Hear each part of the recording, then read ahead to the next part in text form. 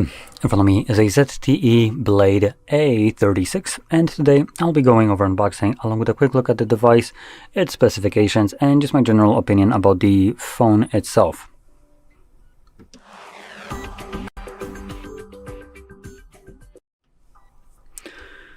So let's just get started by opening it up, and yeah, that's one, I guess. And can I pop this one as well? Yes, I can. Okay, so in here we have the phone itself. It gives us some basic information: 64 gigabytes of storage, 12.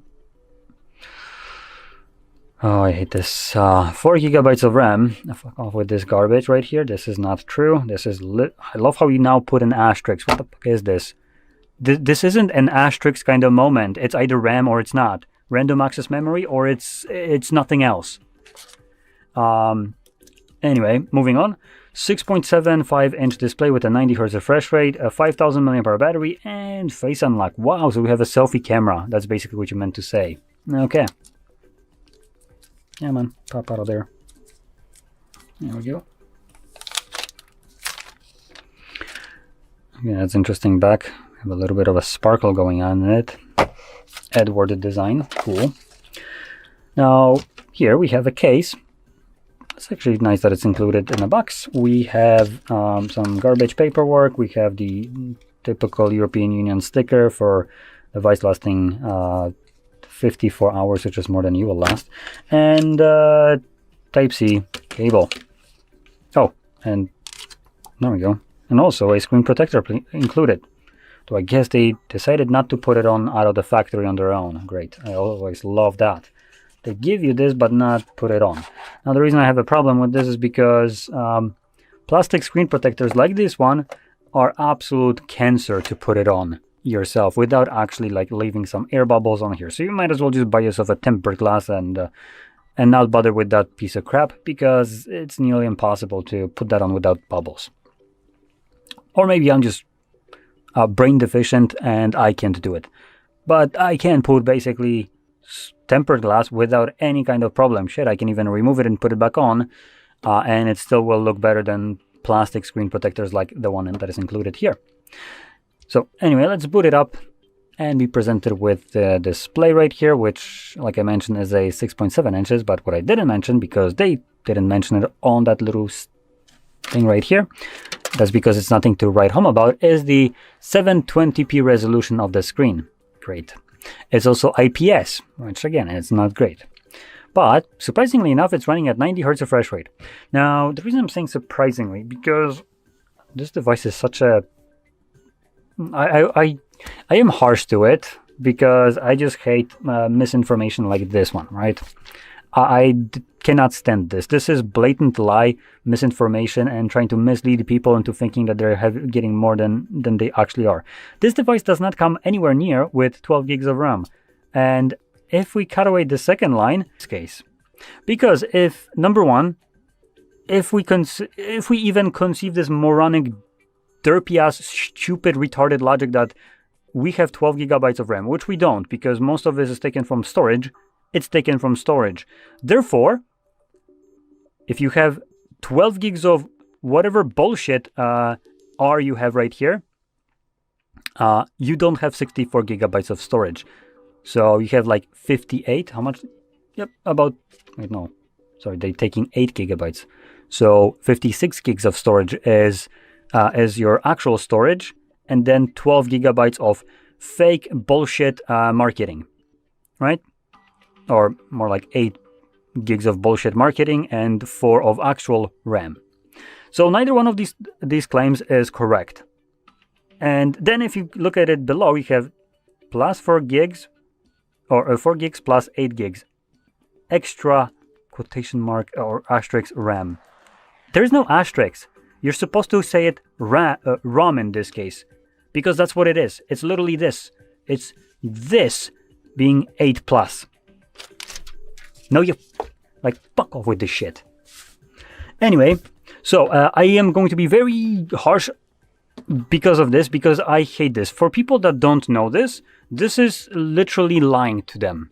and little asterisks won't solve that. And bullshit excuse that, oh, we put an asterisk, so you should know. No, people shouldn't know when you're calling something incorrectly. It's not their job to be informed about technical shit. It's your job to put correct information, and Nubia sure as shit did not. So, that being said, judging this phone will be very hard outside of that because it's cheap phone. Let's put it this way. Like, really cheap. But because it's so inconceivably cheap at $60 I don't know any other device at this price range that would offer anything near even this phone. Like I said, I don't even know a phone at this price range. If I remember any kind of phone that were close to these price ranges, they were not Android devices. So as an Android phone, it's not the easiest kind of thing to give you opinion about, give you kind of information that I could compare to anything else on the market, because there isn't almost anything else on the market. So let's try to be open-minded outside of that ROM bullshit. So we're looking at a 6.7 720p inch display with a 90 Hz refresh rate. Already, like I mentioned, 90 Hz on this phone is surprising. That is more than I would expect any phone from... Why is it warm here? Literally, phone is warm for no reason. Okay, so it's more refresh rate on a display than I expect most phones to have at nearly double the price. So it's already kind of smashing its way into like pretty interesting territory. Moving on, we have again, interestingly enough, 5,000 milliampere battery. Pretty good. Not gonna lie, pretty good. What isn't good though is a 10-watt charging speed. It's a big battery with a very, very slow charging speed. Again, $60, so I should be like really tempering down my expectations right here, as the phone working is probably already surprised at this price range. And not being like a cheap knockoff of something. So, good battery, the fact that it charges is, I guess, good. 4 gigabytes of RAM, like I mentioned, with a Unisec T7200, if I can see that correctly, T7200 processor, which again, bottom of the barrel processors right here. We have also 13 megapixel selfie that does 1080p 30 frames and 5 megapixel, 13 megapixel main sensor. That's what I meant to say. That does 1080p 30 and a selfie of 5 megapixels right here in this drop down teardrop. That doesn't even specify what it records as. And that's really all the info that I should really need to say. One more thing that I do want to mention is the build quality. It's plastic, as you'd most likely expect. Plastic frame, plastic back, and nothing really special at $60 again. So I'm not going to complain about that one. And in the tray, again, that is interesting. We have dual SIM card support as well as dedicated SD card support, which is going to be good considering the phone has 56 gigabytes of storage by default. So not that much storage right here. So it might be very beneficial to you to utilize this tray for an actual SD card. So that about sums up the device. It is a very, very budget device, which the price indicates that, with good battery size and interestingly high refresh rate for such a price, with blatant misinformation on the packaging. And in general, like I said, there's nothing I can compare it to. So if you're looking for like stupidly cheap phone, this is going to be it. Like there is not much I can think about that would basically outperform this at this price range. Honestly, I can't think about anything. So yeah, now would I recommend picking up such a cheap device? Now that is a different question. If your budget allows for it, no. But if your budget doesn't, then obviously it doesn't really matter. But if you are willing to be open-minded at spending more on your phone, I'm not going to be telling you to go buy the flagship phones because those are the greatest and whatever. No, like realistically, they're shit too. you pay way too much for literally almost nothing changed. So what I would recommend is looking for what I consider the sweet spot of phones, which is at this moment mid-range that come at about $200. Now it is significantly more. That's why I'm saying be open-minded. This is just a suggestion, I'm not telling you that you need to get that, right? But as a suggestion, at $200, this is the best thing I know as a value for money, which outperforms phones up to nearly $600 to $700, has great cameras, way better specifications all throughout. And that would be the CMF Phone 2 Pro. And furthermore, if you want to get a cheaper one that is almost very close in terms of performance to the CMF 2 Pro, you can probably get at $150 the CMF Phone 1, or just the CMF phone as it was called, which is a year-old device with slightly crappier cameras, but it's still going to be much better than this, and it really rivals with itself realistically. So depending on which one you prefer, the CMF Phone 1 might be much cheaper because it's already been substituted by the newer version, while still being a stupidly good phone for the money that it costs. It's honestly like unfair to competition, I would say. So that would be my kind of recommendation if your budget can be stretched this much. But the reason I'm pointing out literally like what, 4 or 5 times more, 4 times more expensive phones, or 3 times in this case, is because in grand scheme of things of phones prices, I guess we're starting at $60 as this is the lowest one, which prices can go all the way up to like $1,800, the retarded kind of areas of prices. The 150 is a minuscule jump from this, and it's in terms of performance and user experience, it's going to be just inconceivable how much better this device will be compared to this one. So that's just my general kind of logic right here. But like I said, if your budget can stretch there, and that's basically what you're looking at, then obviously it really doesn't matter what I just said. But in any case, that being said, I hope you found this very helpful, and if you did, don't forget to hit like, subscribe, and thanks for watching.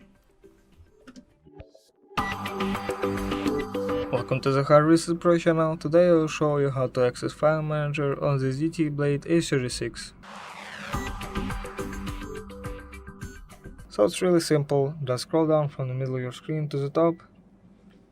As you can see, the File Manager app is right here. From here you can manage your files and folders.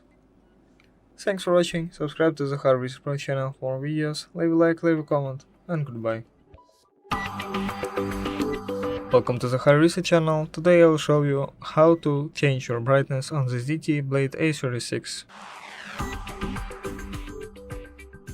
So first of all, scroll down from the top, and here you can see the brightness bar. To the right you make your screen brighter, and to the left you make it dimmer. Thanks for watching, subscribe to the HardReset channel for more videos, leave a like, leave a comment, and goodbye. Welcome to the HardReset.Info channel. Today you'll find out if the ZTE Blade A36 has slow motion recording or doesn't. And the short answer is no, it doesn't. The ZTE Blade A36 camera only supports 1080p 30fps videos, which is not enough FPS for good slow motion videos. Thanks for watching, subscribe to the HardReset.Info channel for more videos, leave a like, leave a comment, and goodbye. Welcome to the HardReset.Info channel. Today I will show you if the ZTE Blade A36 has a headphone jack or doesn't. Let's look at the bottom of our phone. As you can see, the headphone jack is right here. Now let's put some sort of headphones in. 1 second. As you can see, it fits perfectly. So yes, the ZTE Blade A36 has a headphone jack. Thanks for watching, subscribe to the HardReset.Info channel for more videos, leave a like, leave a comment, and goodbye. Welcome to the HardReset channel. Today I will show you how it will still appear in your app drawer. There's nothing you can really change about that. But thanks for watching, subscribe to the HardReset channel for more videos, leave a like, leave a comment, and goodbye. Welcome to the HardReset Pro channel. Today I will show you how to toggle the flashlight on the ZTE Blade A36. So first of all, scroll down from top to bottom, and right here you can see the flashlight. It says off, so let's turn it on. And now it says it's on. Let's see. As you can see, it's on. Let's turn it off. Press again. It says it's off, so let's see. And it is in fact off. Thanks for watching, subscribe to the HardReset Pro channel for more videos, leave a like, leave a comment, and goodbye. Welcome to the HardReset channel. Today I'll show you how to enable Live Island on the ZTE Blade A36. Live Island will display a bunch of handy information at the top right here. To enable it, just go in Settings, scroll down, press the little button here, and now scroll down to Features. Here click on Live Island, and then toggle it on. Thanks for watching, subscribe to the HardReset channel for more videos, leave a like, leave a comment, and goodbye. Welcome to the HardReset channel. Today I'll show you how to hide sensitive notifications from your ZTE Blade A36 lock screen. So first open Settings by scrolling down, then press this little button. Now click on Notifications and Status bar.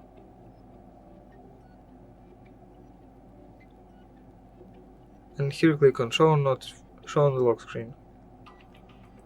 Pick Don't Show Notifications at all, and now notifications are hidden from your lock screen.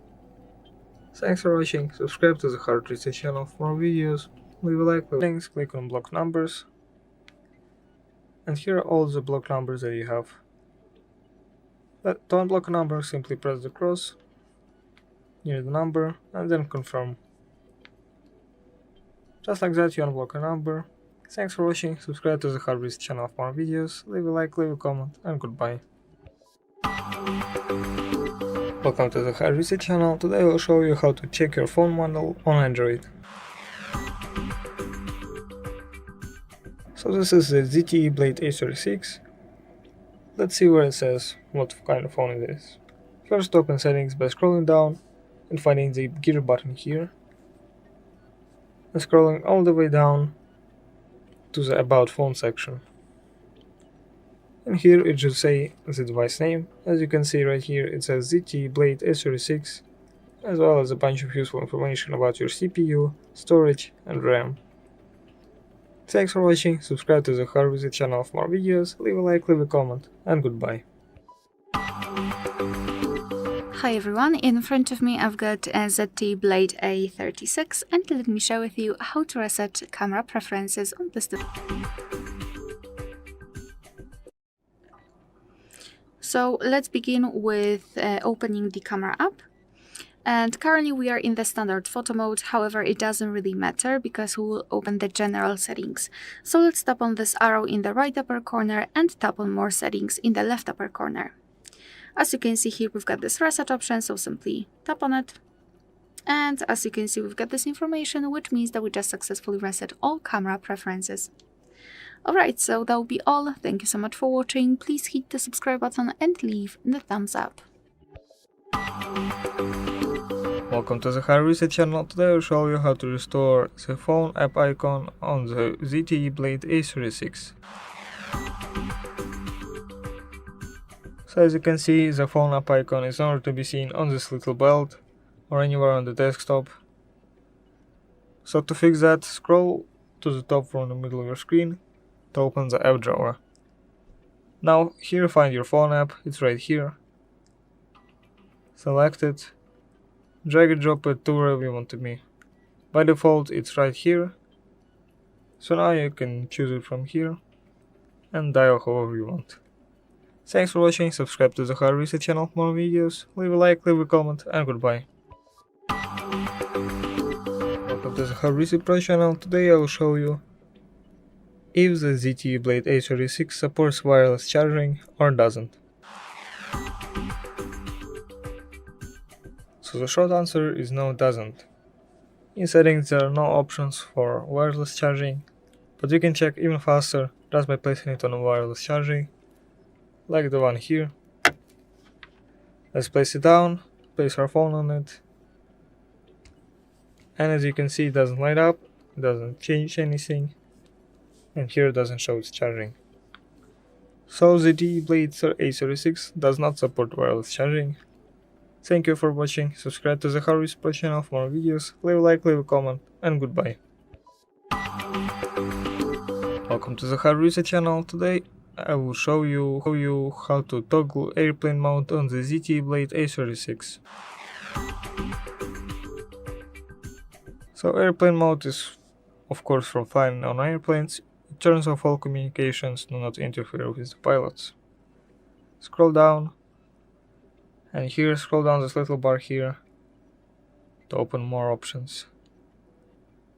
And here you can see airplane mode. Let's turn it on. Now airplane mode is off. You can also turn off it right there. Now it's off. As you can see, communications turned back on. Thanks for watching, subscribe to the HardReset channel for more videos, leave a like, leave a comment, and goodbye.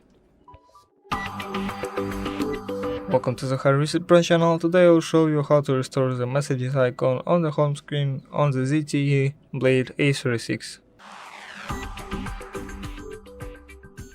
So as you can see, the messages app icon is nowhere to be seen on the desktop or in the belt or in any folders. To change that, scroll from the middle of your screen to the top and look for the Messages app. It's right here. Select it and drag and drop it to wherever you want to be. If you want to pick the belt, you can put it on your desktop, and now you've restored the Messages icon. Thanks for watching, subscribe to the HardReset channel for more videos, leave a like, leave a comment, and goodbye. Welcome to the HardReset Pro channel. Today I will show you how to connect headphones in your 3mm jack on the ZTE Blade A36. And now you've connected your headphones. Blade A36, and let me share with you how to check the serial number of this device.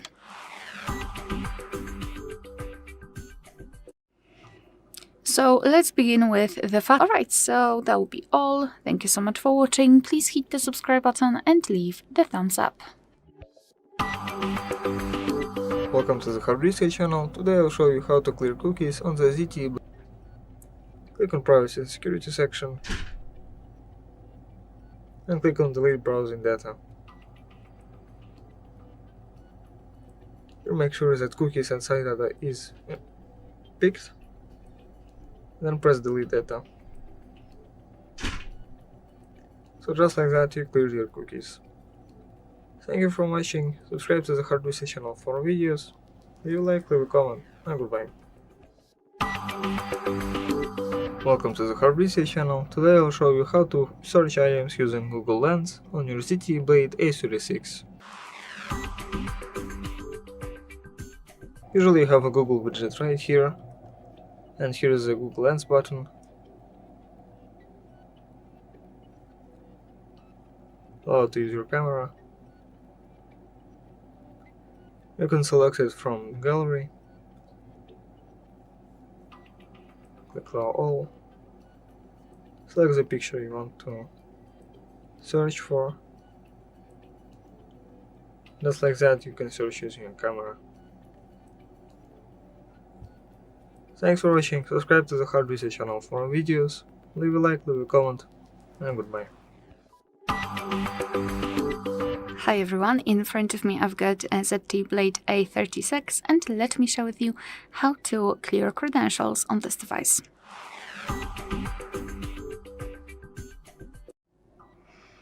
So let's begin with opening the settings, and here we have to scroll and find the security and privacy.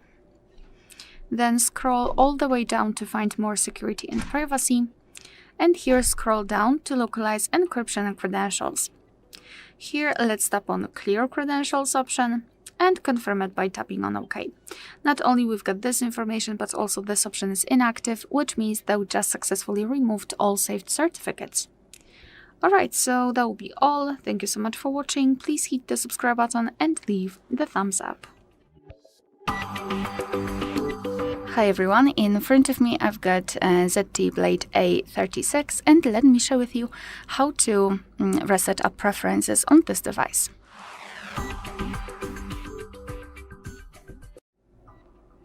So let's start with opening the settings, and here we have to scroll and find the section with apps. Let's tap. Then let's tap on all apps at the top and tap on the three dots icon in the right upper corner. Then tap on Reset Up Preferences, and here we've got the information what your device will actually reset.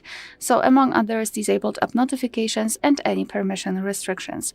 What's more, no worries, you won't lose any app data, so simply tap on Reset Apps and basically this is it. Alright, so that will be all. Thank you so much for watching. Please hit the subscribe button and leave the thumbs up. Welcome to the HardReset channel. Today I will show you how to change the icon size on the ZTE Blade A36. So first open settings, just scroll down from the top right corner and press the little settings button. Next go to home screen section and here click on icon layout. You can choose between 4x6 and 5x6. 5x6 is obviously smaller icons and 4x6 is larger icons. Let's change our icon size. Just like this, we made our icons a little larger. Thanks for watching, subscribe to the HardReset channel for more videos, leave a like, leave a comment, and goodbye.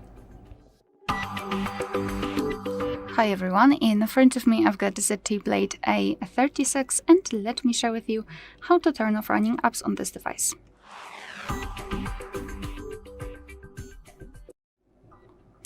So all we have to do at the very beginning is to open the recents, and if you've got the 3-button navigation, simply tap on the button with a square icon, and if you've got the gesture, swipe your finger from the bottom to the center of your device and hold it somewhere here, so something like that. And here we've got the recents. Basically all you have to do to close all of them is to tap on this X button right here. Now we can open the recents to check, and we cannot even open it because we've got no recent items, which means that we just successfully closed all background apps. Alright, so that will be all. Thank you so much for watching. Please hit the subscribe button and leave the thumbs up.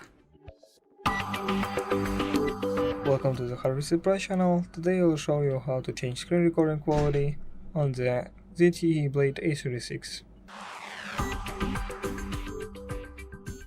So first of all, open settings. If you don't have a shortcut here, simply scroll down from the top of your screen and press this little gear button. In settings, scroll down to features. Here click record screen. Here we can select video quality. Let's pick quality high, or you can change to it low to take less space when recording. Thanks for watching, subscribe to the HardReset channel for more videos, leave a like, leave a comment, and goodbye. Welcome to the HardReset channel. Today I will show you how to delete or reset Google Advertising ID on the ZTE Blade A36. So first of all, open settings with the shortcut here, or if it's not there, scroll down from the top of your screen and press this little gear thing to open settings. In settings, scroll all the way down to the Google section. Here click all services and scroll down a little to the ads section. From here we can reset and delete Google Advertising ID. Let's delete our advertising ID. Click delete. Now it is deleted. Thanks for watching, subscribe to the HardReset channel for more videos, leave a like, leave a comment, and goodbye. Welcome to the HardReset channel. Today I will show you how to show interactions with the screen when recording the screen on the ZTE Blade A36. So first of all, open settings. If you don't have a shortcut here, simply scroll down from the top of your screen and press this little gear to open settings. In settings, we're looking for the features option. And in here, click record screen. And here scroll down, and this is the option we were looking for, record touch interactions. Turn it off or on, and it will display when you're touching your screen, when you're recording it. Thanks for watching, subscribe to the HardReset channel for more videos, leave a like, leave a comment, and goodbye. Welcome to the HardReset Pro channel. Today I will show you how to enable and disable vibration for calls on the ZTE Blade A36. So first of all, open settings by pressing the shortcut here, or if it's not on your desktop, simply scroll down from the top of your screen and press this little gear thing. In settings, scroll down to sound and vibration, and in here we can disable vibration when your phone is ringing. These two options enable vibrate. This option is vibrate when ringing. This option vibrates before ringing. As the ring only option disables vibration when your phone is ringing. Thanks for watching, subscribe to the HardReset Pro channel for more videos, leave a like, leave a comment, and goodbye. Welcome to the HardReset channel. Today I'll show you how to use optimized charging on the ZTE Blade A36. First, open settings, press scroll down, and click on the little button here.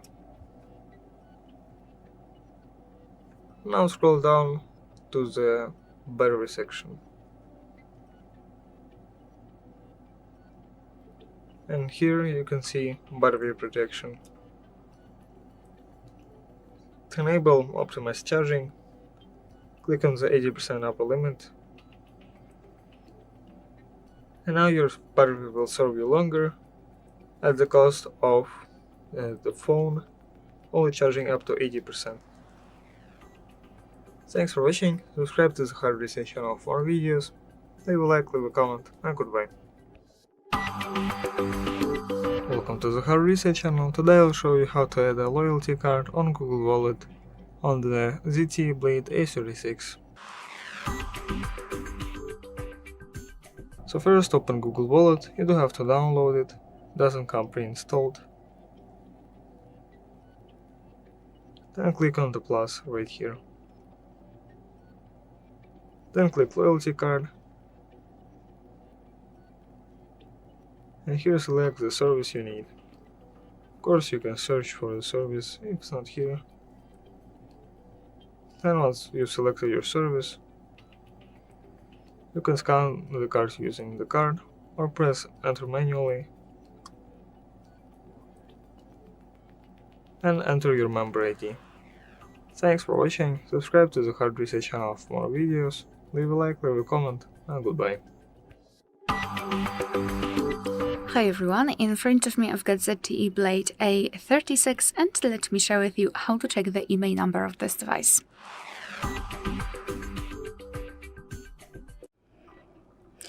So let's begin with opening the dialer.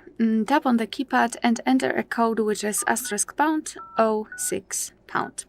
And as you can see by this code we are provided with both IMEI numbers of this device. So let's tap on OK, and now let me show you another way through the settings. So let's open the settings. Let me quickly come back. And here we have to scroll all the way down to find About Phone. Here we have to find the IMEI numbers. As you can see, we've got both of them. We can tap on them if you wish, and they will appear in this pop-out window. Alright, so that will be all. Thank you so much for watching. Please hit the subscribe button and leave the thumbs up. Hi everyone, in front of me I've got ZTE Blade A36 and let me share with you how to forcefully restart your device.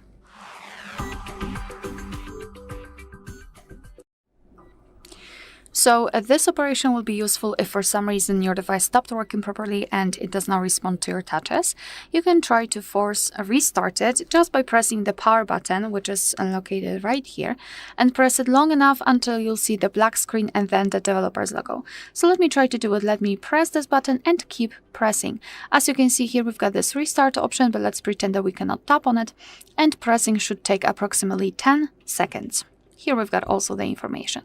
Now we've got black screen, which is a really good sign. I felt the vibration. Here we've got the developer's logo, so we can release the finger and now simply wait until our device will be restarted. Alright, so that will be all. Thank you so much for watching. Please hit the subscribe button and leave the thumbs up. Hi everyone, in front of me I've got ZTE Blade A36 and let me share with you how to change video resolution on this device.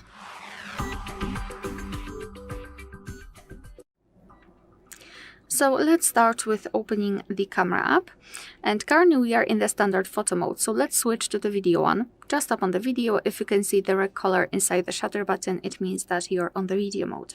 So now we can take a look at this option bar at the top, and right in the middle we've got the resolution, so let's simply tap on it. And in this device we've got two different options, so 1080p, which is currently applied, and 720p. So all you have to do is to simply tap on the option which you'd like to use and it will be immediately marked. Moreover, it is visible right here, which means that from now on our device will use the chosen resolution whilst recording a video. Alright, so that will be all. Thank you so much for watching. Please hit the subscribe button and leave the thumbs up. Welcome to the HardReset channel. Today I'll show you how to make your ZTE Blade A36 look smoother via animation scaling. Speed is displayed at the top on the status bar here. First of all, open Settings. Or if you don't have the shortcuts here on the desktop, simply scroll down from the top of your screen and press this little gear saying here. In Settings, scroll down to Notifications and the status bar.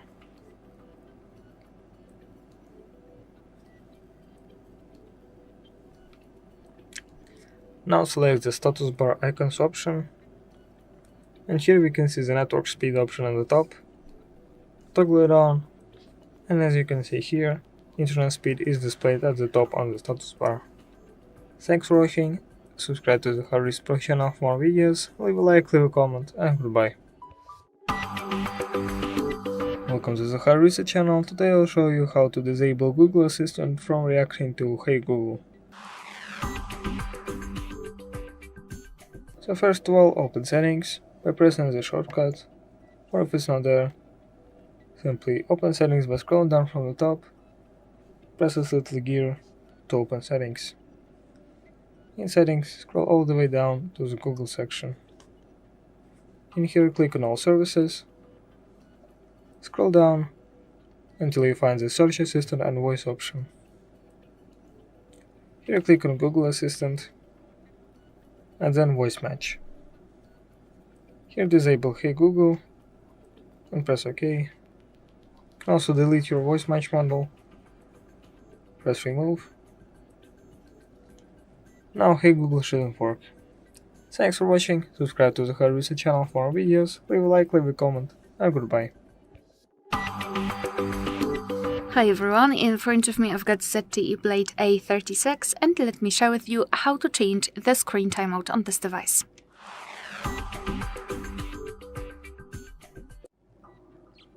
So let's start with opening the settings, and here we have to scroll down and find the display. Then let's localize the option Screen Timeout. And here we've got some options from which we can choose. At the top we've got relatively short options like 15 or 30 seconds.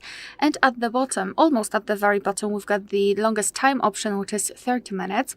And under it also Never, which means that your device will never black out automatically. So all you have to do is to tap on the option Like to Use. I'll pick 30 minutes and it is immediately marked. Moreover, after getting back, it is notified right here, which means that from now on, after 30 minutes of inactivity, this device will black out. Alright, so that will be all. Thank you so much for watching. Please hit the subscribe button and leave the thumbs up. Hey everyone, in front of me I've got ZTE Blade A36 and let me share with you how to reset network preferences on this device.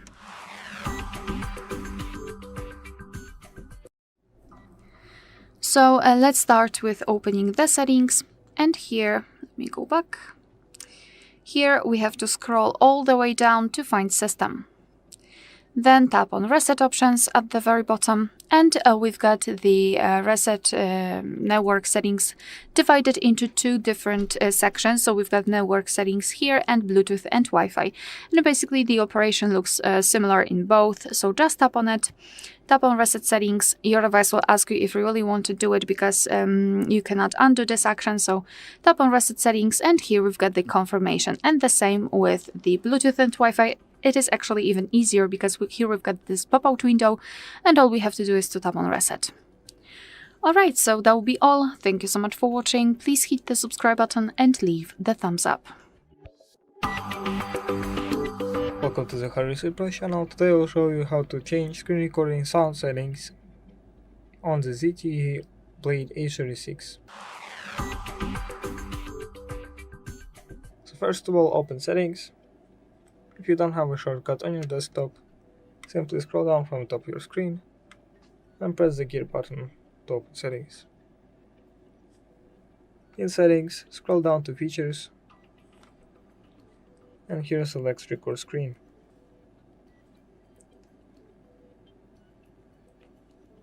Here we can change sound settings to record our system sounds, or mic, or not.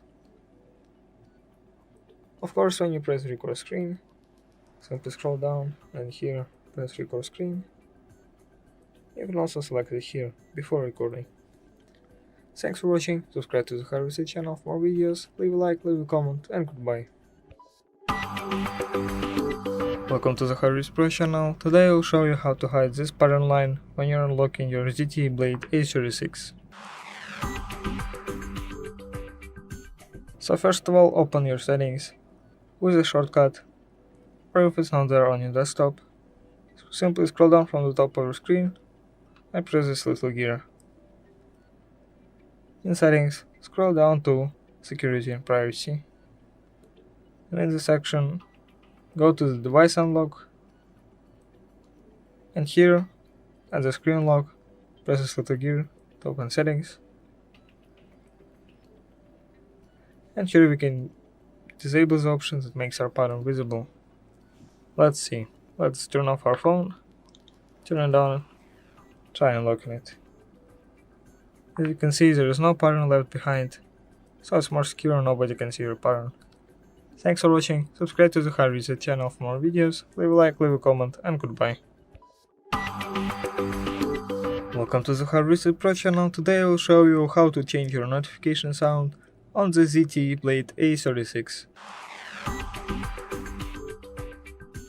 So first of all, open settings by pressing the shortcut here, or if it's not there, scroll down from the top of your screen and press the little gear. Thanks for watching, subscribe to the HardReset channel for more videos, leave a like, leave a comment, and goodbye. Welcome to the HardReset channel. Today I will show you how to disable this sound that plays when you disable your screen. First, unlock your phone.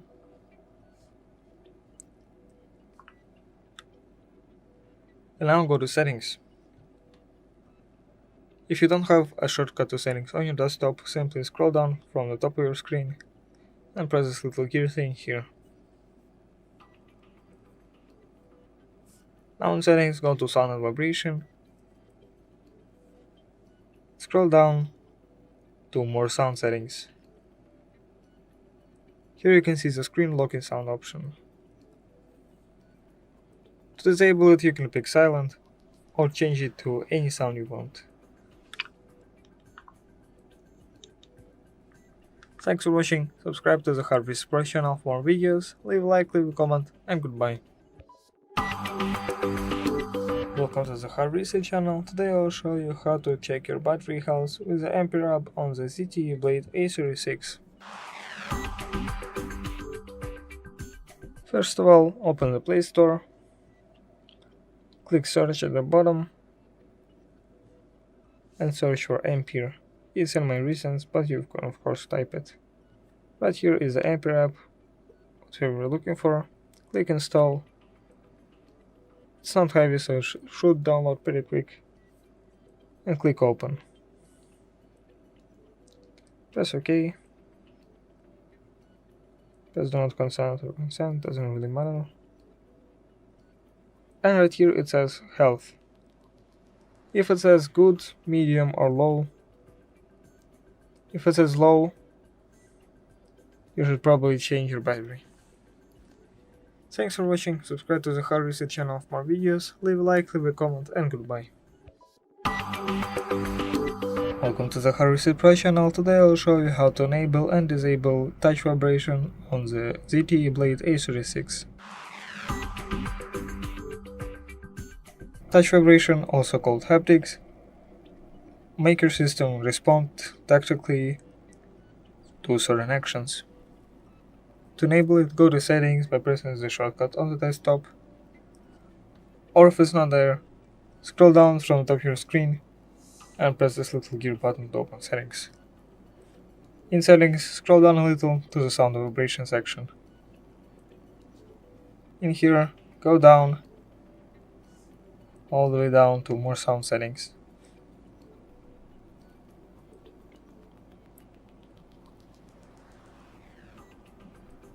Here you can see the touch vibration option. You can disable it and enable in this menu. Thanks for watching, subscribe to the HardReset channel for more videos, leave a like, leave a comment, and goodbye. Welcome to the HardReset Pro channel. Today I'll show you how to change your alarm sound on the ZTE Blade A36. So of course you can create an alarm with custom sound, but to change alarm sound for all alarms, go to settings by pressing the shortcut, or if it's not there, simply scroll down from the top of your screen and press this little gear to open settings. In settings, scroll down to sound and vibration. In here, scroll down again to alarm tone. Here we can change our alarm sound to pre-installed sounds or sounds from our system. Let's choose from the pre-installed bunch. I'm going to choose any. This one sounds beautiful. So just like that you change your alarm sound. Thanks for watching, subscribe to the HardReset Pro channel for more videos, leave a like, leave a comment, and goodbye.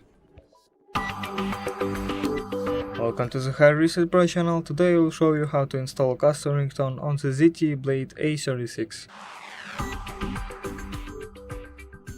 So first of all, open settings by pressing the little settings shortcut here, or if it's not there, scroll down from top to bottom and press this little button here. In settings, scroll down to sound and vibration, it's right there. And in this section, scroll down a little to the phone ringtone section. Now choose the SIM card you're using, or just change both. I'm gonna pick SIM 1, and here you can choose from a bunch of different pre-installed ringtones, or choose the one you have on your device. Go to the music section and select the audio file you've downloaded or recorded. Once you selected it plays, You have a call. then press OK. Now you have a custom ringtone. Thanks for watching, subscribe to the HardReset Pro channel for more videos, leave a like, leave a comment, and goodbye. Hi everyone, in front of me I've got a ZTE Blade A36 and let me share with you how to check the total screen time on this device.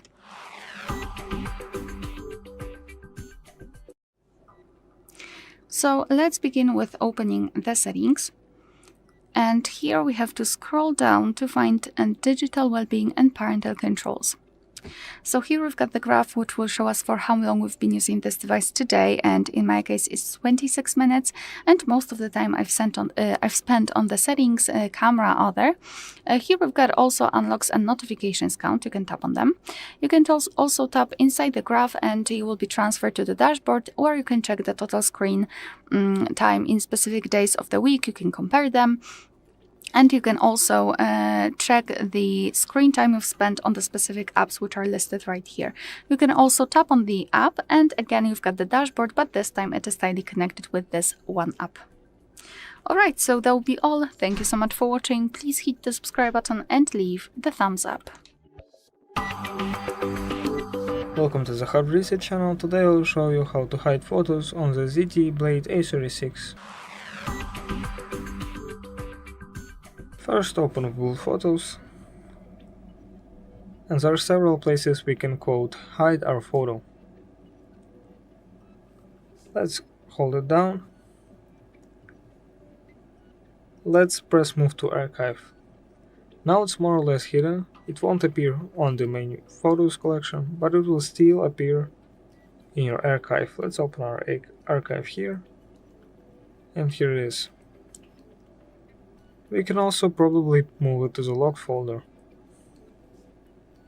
Hold it down, press 3 dots, and press move to locked folder. Let's continue, press move. And this folder will only open if you know the password. Thanks for watching, subscribe to the Hard Reset channel for more videos, leave a like, leave a comment, and goodbye. Hi everyone, in front of me I've got a ZTE Blade A36 and let me share with you how to show battery percentage on the status bar in this device.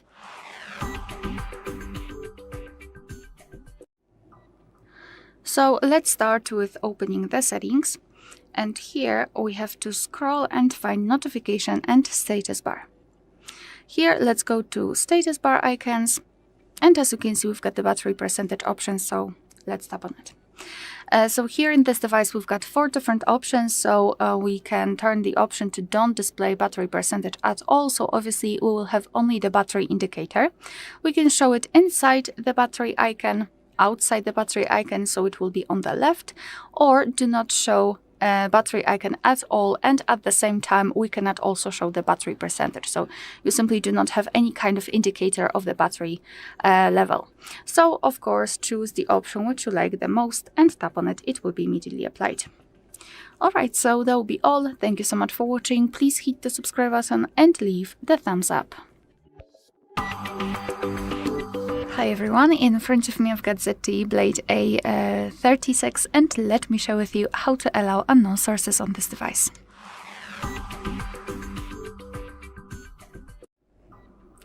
So let's start with opening the settings, and here we have to scroll and find apps. Then let's tap on Special App Access and here enter Install Unknown Apps. So here we've got the list of apps which are allowed or not allowed to install some content, and of course we can change it, so just tap on the app. For example, let's pretend I'd like to download the app from Chrome. So enter the Chrome and tap on the switcher here. As you can see now the Chrome is allowed to install some content. Be aware, because you're doing it on your own responsibility, some third-party apps aren't verified by the developer, so make sure that you're downloading it from a secure source. Alright, and if you wish you can remove previously granted permissions, just tap on the app and tap on the switcher again. Alright, so that will be all. Thank you so much for watching. Please hit the subscribe button and leave the thumbs up. Hi everyone, in front of me I've got ZTE Blade A36 and let me share with you how to set the camera timer on this device.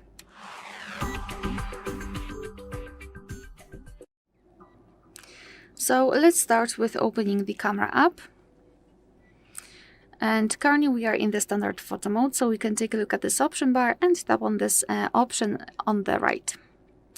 The second bar is connected with the timer. We've got 4 different options, so off, 10, 5 and 3 seconds delay. So just tap on the option which you'd like to use. I'll pick 10 seconds delay. As you can see, it is highlighted, and now we can go back to the camera and tap on the shutter button. And from now on, our device will count down from 10, 5 or 3, depending on which option you've chosen, and after that time it will take a photo. Alright, so to turn off the timer, simply tap on this arrow in the right upper corner and mark off. And from now on, your device will take photos right after touching the shutter button. Alright, so that will be all. Thank you so much for watching. Please hit the subscribe button and leave the thumbs up. Welcome to the Hard Reset channel. Today I'll show you how to change volume keys control on the ZTE Blade A36. First open settings through the shortcut here, or if it's not there, simply scroll down from the top of your screen and press this little gear button. In settings, scroll down to sound and vibration, And in this section, scroll down to Default Volume Button Control. Here you can choose from two options, Media Volume and Phone Volume. Let's pick Phone Volume. And now let's touch our volume buttons. As you can see, the phone volume is changing here and here. I'll change it again to Media Control. Let's see. As you can see, this bar is moving. Thanks for watching, subscribe to the HardReset channel for more videos, leave a like, leave a comment, and goodbye. Welcome to the HardReset channel. Today I'll show you how to manage app permissions on the ZTE Blade A36. So first, open settings, just scroll down from the top right corner and press this little button to open settings. In settings, scroll down to the app section and here click on See All. Here are all the apps that you have installed. Click on the app you want to manage. For example, let's click on Calendar.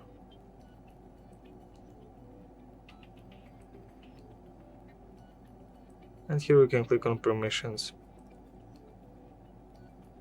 Here you can manage the app's permissions. If you don't want for an app to have some permission, you can click on Notifications. For example, Notifications is a notification permission. Let's disable it by pressing here. Now this app won't have permissions. So let's start with from all of those apps. I highly recommend to simply power off your device and then power it on again in order to confirm all of the changes. Alright, so that will be all. Thank you so much for watching. Please hit the subscribe button and leave the thumbs up. Hi everyone, in front of me I've got ZTE Blade A36 and let me share with you how to check for the software updates on this device.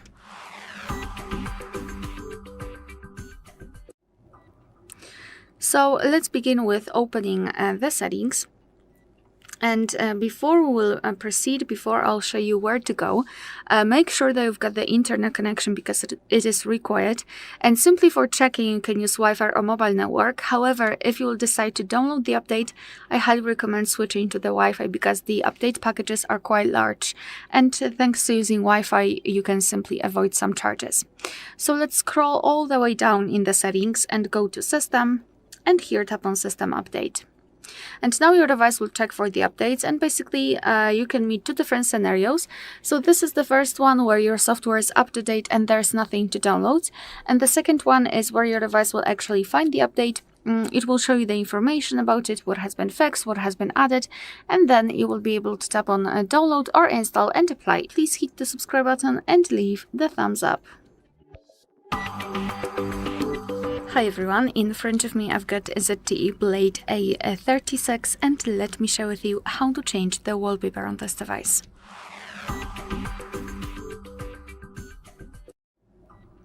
So let's begin with opening the settings, and here we have to scroll and find Theme and Personalization. Then let's go to Wallpaper, which is at the top of the list. And here we've got some pre-installed options from which we can choose. As you can see, we've got plenty of options to choose from. Moreover, we can tap on this picture icon in the right upper corner and we can enter our own files, so we can set your own photo as a wallpaper. I'll pick something from those options, so let me maybe choose maybe this one. Right, so that will be all. Thank you so much for watching. Please hit the subscribe button and leave the thumbs up. Hello, in this video I'm going to show you how to reboot ZTE Blade A36. Alright, so let's begin. All we need to do to reboot this device is launch the power menu. We do it by clicking the power button and volume up button at the same time, just like that. Now simply tap on the restart button, tap once again. Now our device will be turned off, and after a few seconds it will be automatically turned on and ready to use.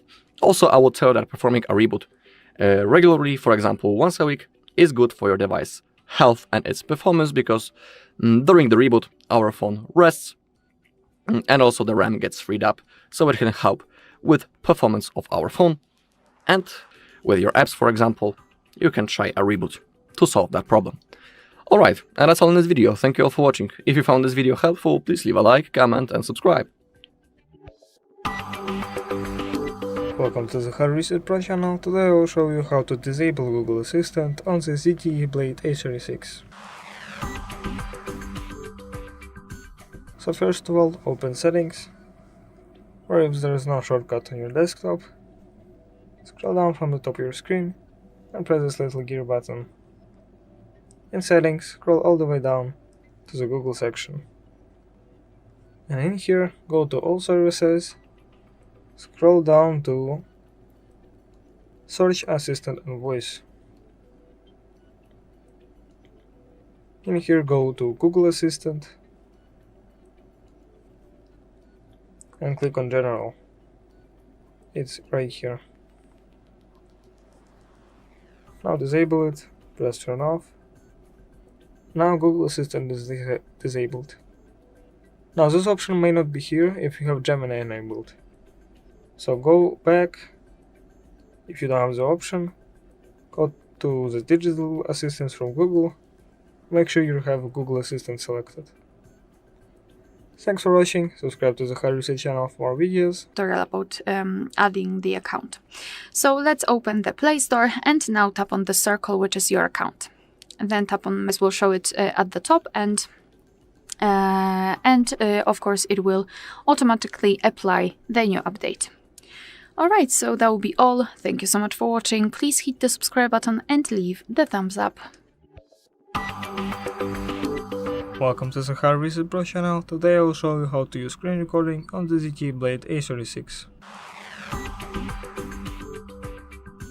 So first of all, scroll down from the top of your screen, and then scroll down from the middle, this bar here, and press the record screen button. Here you can see this little menu pop up. Press the middle button to adjust the sounds. You can turn on and off our system sounds and the mic, and this little button here starts recording. Of course there is this pause button here and the square to end your recording. Let's end our recording and see what's recorded.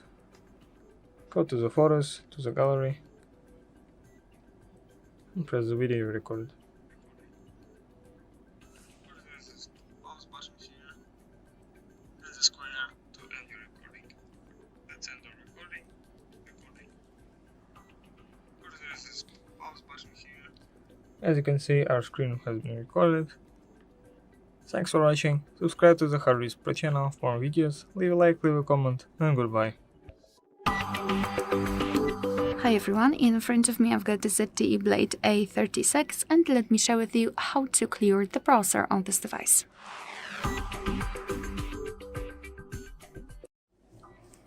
So let's start with opening the browser. In my case it will be Google Chrome, but no worries because this operation is pretty similar in all of the browsers which are commonly used, so I'm pretty sure that you will be able to figure out how to do it on your own browser. So let's start with tapping on the three dots icon here and tap on Delete Browsing Data. So here we've got some basic options like visited websites, opened tabs, cookies, cache, and other site data. Here we can change the time range from last 15 minutes to, for example, last 4 weeks or even all time, just mark it, and then tap on Delete Data. However, if you wish to remove some advanced browsing history, tap on More Options and here you've got them. So tabs, saved passwords, autofill from data and site settings. So just mark the options which you wish to remove and then tap on Delete Data. Of course, you can change the time range here also. After tapping on it, we will be transferred to the home page. We've got this information deleted, which means that we just successfully get rid of the browsing history. Alright, so that will be all. Thank you so much for watching. Please hit the subscribe button and leave the thumbs up.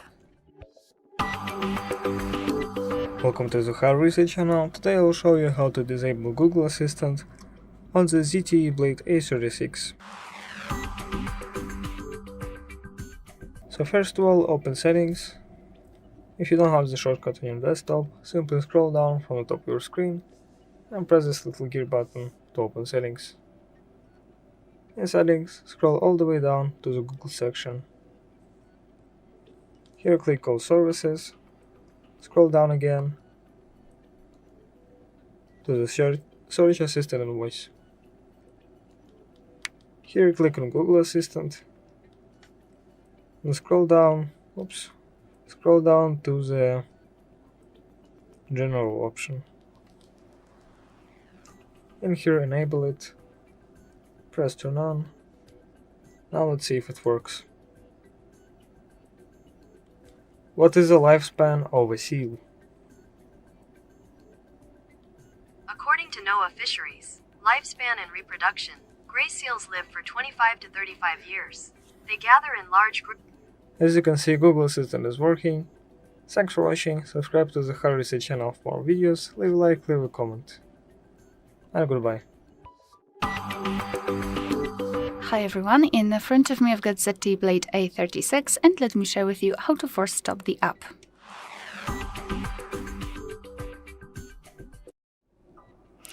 So let's be honest, at some point we all had the same issue that we are trying to open the app and it just doesn't work. It is because sometimes the app is still working in the background even though it is not visible in the recents, and that's what interfering the whole process. So let's pretend I'd like to open the Chrome and it doesn't work, it just crashes. We can also check the recents. As you can see, I do not have the Chrome opened here. So all we have to do with Chrome or with any other app is to tap on it and hold it, and then tap on App Info. Here we've got something called Force Stop, but before we will do that, I highly recommend to go to Storage and Cache and remove cache, because cache can also sometimes interfere. So just tap on Clear Cache, and now we can go back and then tap on Force Stop. Your device will show you this information, but just confirm it by tapping on OK. And now you can try to open the app, and usually it will work and the app will be opened successfully. Alright, so that will be all. Thank you so much for watching. Please hit the subscribe button and leave the thumbs up. Hi everyone, in front of me I've got ZTE Blade A36 and let me share with you how to block a number on this device.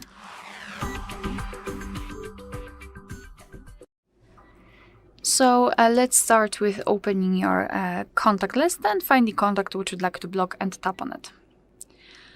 Then let's scroll all the way down and find block numbers and simply tap on it.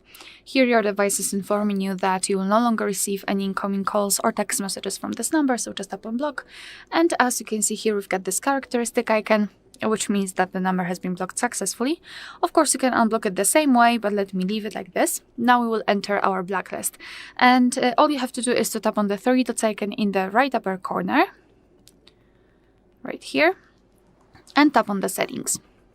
Here let's tap on blocked numbers, and as you can see, this is our blacklist. That's the number we blocked from our contacts. So as you can see, this option works. Also, we can tap on add a number and simply enter it manually. Tap on block and it will be immediately applied. Moreover, at the top we've got the option unknown, which means that you can block the calls from all unidentified callers just by tapping on the switcher here. You can turn that off the same way, and if you wish to unblock the number, just tap on this X button right next to it and tap on unblock. Alright, so that will be all. Thank you so much for watching. Please hit the subscribe button and leave the thumbs up. Welcome. In front of me is a ZTE Blade A36, and today I will show you how you can insert SIM and SD card into this device.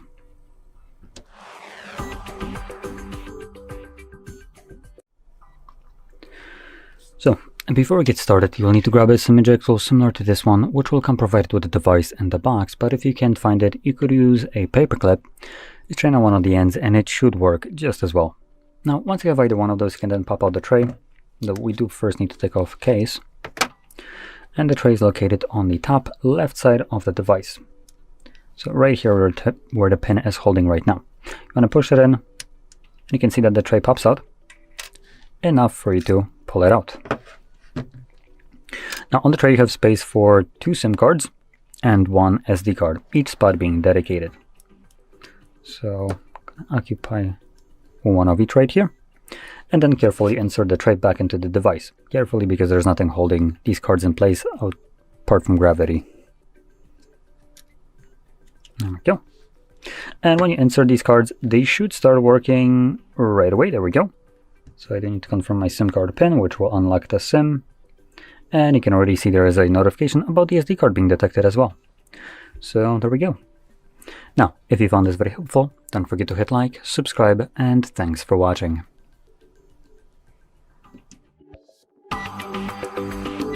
Hi everyone, in front of me I've got a ZTE Blade A36, and let me share with you how to change the keyboard language on this device.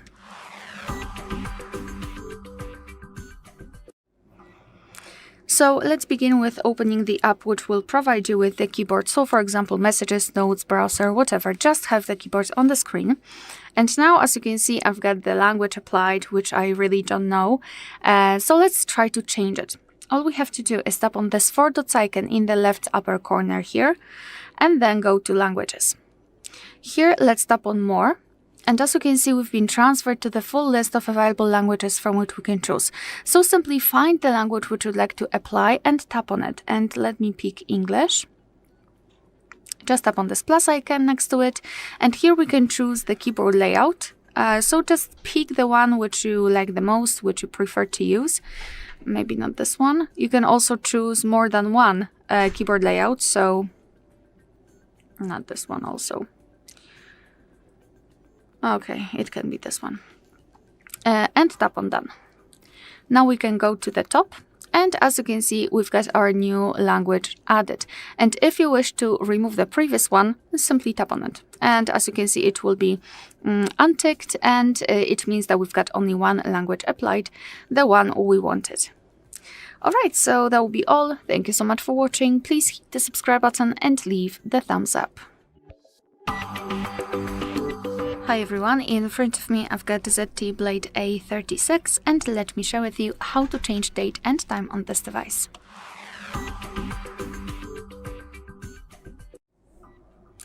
So let's start with opening the settings, and here we have to scroll all the way down to find the system. Then tap on date and time. And here we've got some options which are currently inactive. It is because we are using the automatic time and the time zone.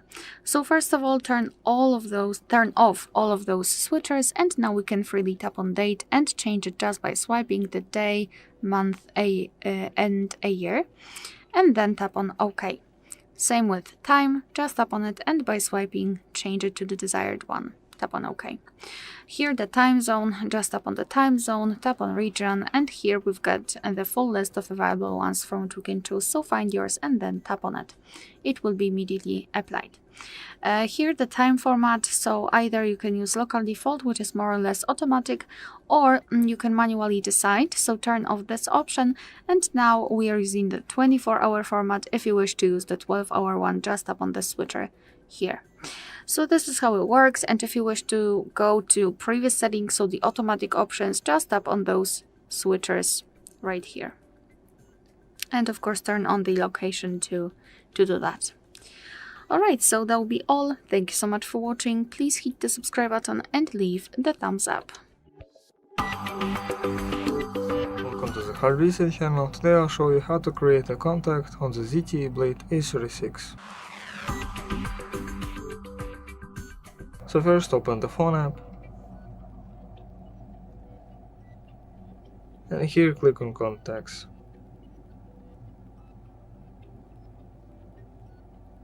Now here press create new contact.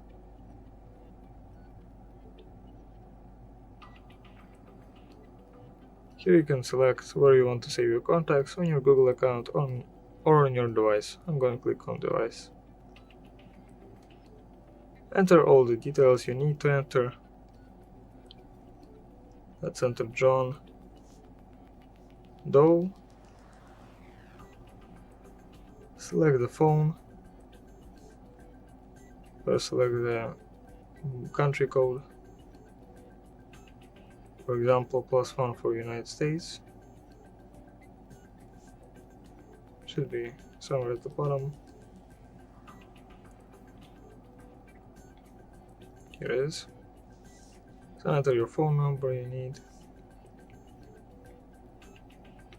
You can also add email, birthday, address, some labels, notes, and such other details.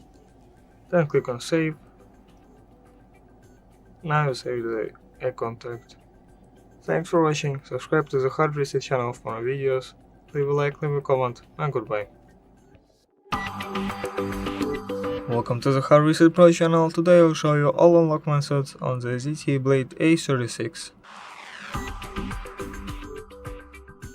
So first of all, open settings with a shortcut here, or if it's not there, scroll down from the top of your screen and press this little gear button.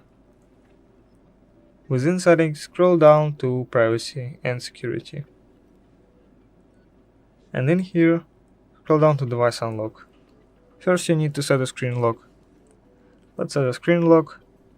You can choose from a pattern, a pin, or a password. I'm going to choose a pattern.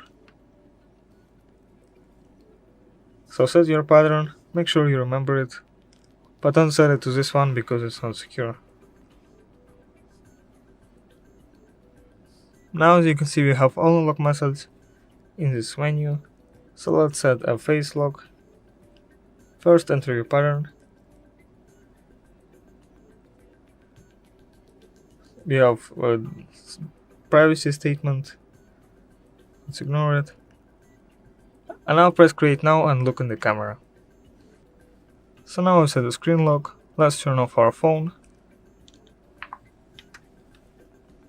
Let's turn it on, look in the camera, as you can see, it unlocked.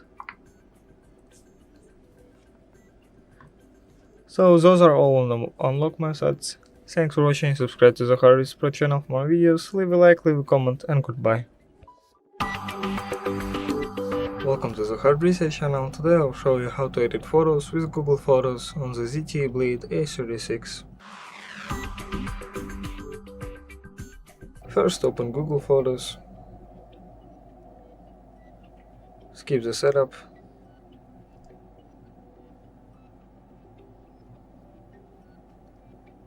and click on the photo you want to edit, and then press edit.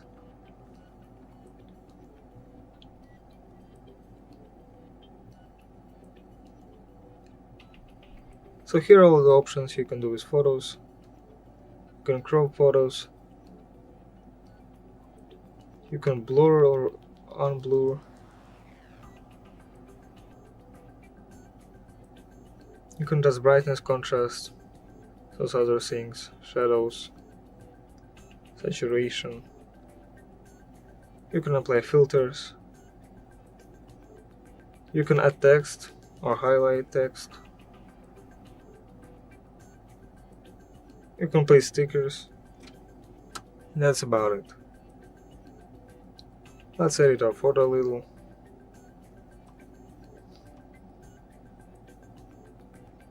So now Next, we have to scroll and find sound and vibration. Scroll down to this ringtone section and tap on phone ringtone. As you can see, the phone ringtone is divided between two different SIM cards, which means that we can set totally different ringtone for the first one and different for another one. So let me show you how to do it for the first one. Of course, this operation looks the same for the other. Now we've been transferred to the full list of available ringtones from which we can choose. They are pre-installed here. At the top, we've got the option None, which means that after choosing it, your device will not use any kind of sound to notify you about the incoming call. And here, we've got also music, and basically if we've got something, for example, downloaded or recorded, it should appear somewhere here and you will be able to choose it and set it as a ringtone. So in order to listen how the particular ringtone sounds, you have to simply tap on it, for example this one, and check whether you like it or not.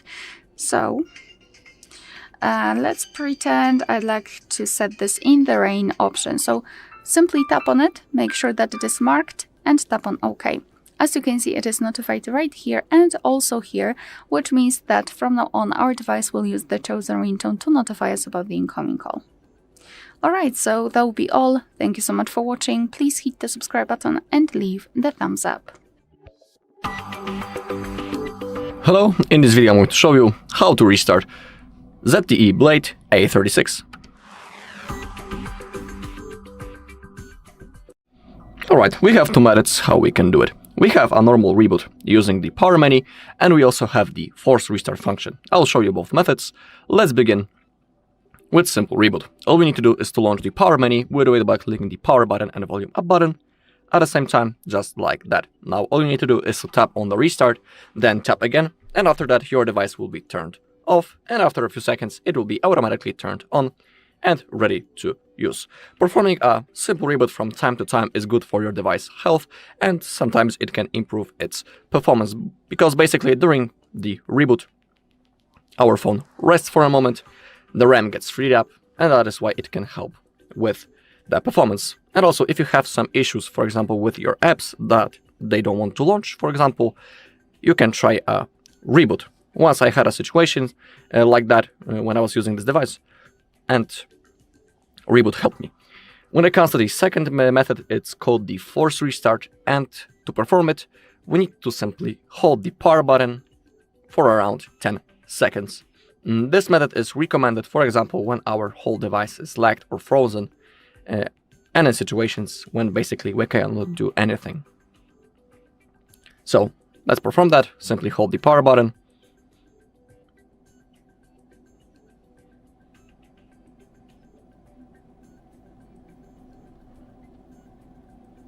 Okay, and when the screen turns off, we can release our finger. You can see that the ZTE logo appeared on the screen, and now we just need to simply wait until the phone turns on. Alright, and that's all in this video. Thank you all for watching. If you found this video helpful, please leave a like, comment, and subscribe. Hello, in this video I'm going to show you how to create a backup of your data on ZTE Blade A36. Alright, all we need to do is to open up the settings. Now, we need to scroll down all the way until we find System and Update. Now, click on the backup. Okay, now we need to turn it on. Simply tap on this blue button and now select Photos and Videos and Other Device Data. Click on Confirm. Okay, now if you click on Other Device Data, in here you can see your Google account into which you are currently logged in. And on that account, our backup will be saved and stored. So for example, if you want to restore that backup later in the future, you'll need to be logged in into the same Google account that you can see on the screen, on your device, of course. Okay, if everything is enabled, we can click on Backup Now. Oh, my bad, I have forgot to connect to the Wi-Fi. My bad, okay. And now, click on Backup Now. The process will now start. I also need to confirm by drawing my screen lock. Now we need to wait a little bit. Okay, you can see that in here a small circle under Other Device Data, we can see that everything went fine 0 minutes ago and our backup has been created. Alright, and that's all in this video. Thank you all for watching. If you found this video helpful, please leave a like, comment and subscribe. Welcome. In front of me is a ZTE Blade A36, and today I will show you how you can boot this device into recovery mode.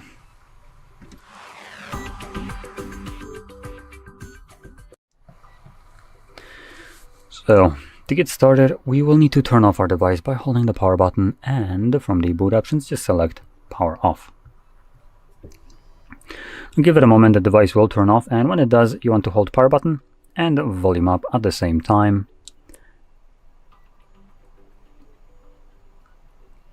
In a moment you will see the device starts to boot up. Keep on holding the button till you have recovery mode visible, which is this mode right here. So there we go, that's how you boot into the recovery mode. Now in here you will need to use volume buttons to navigate through the options, and power button will be used to confirm whatever is selected. Now going over the options, we have reboot system. Now it takes us back to Android. Then we have reboot to bootloader and enter fastboot mode. As I'm saying both of those is because both of them enter fastboot mode. Apply updates from SD card, wipe data, enter safe mode, view logs, run tests, and power off. Anyway, I'm gonna select the first option, confirm it, and this will, like I mentioned before, just bring me back to Android.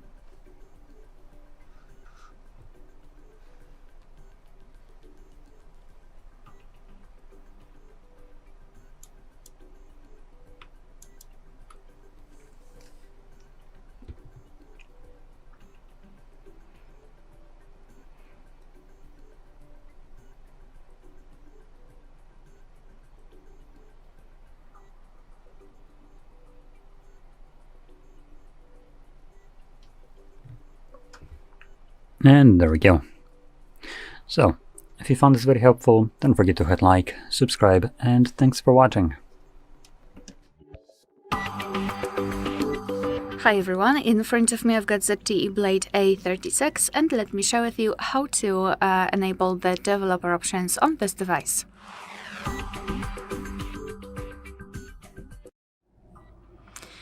So let's begin with opening the settings, and here we have to scroll all the way down to find the option About Phone.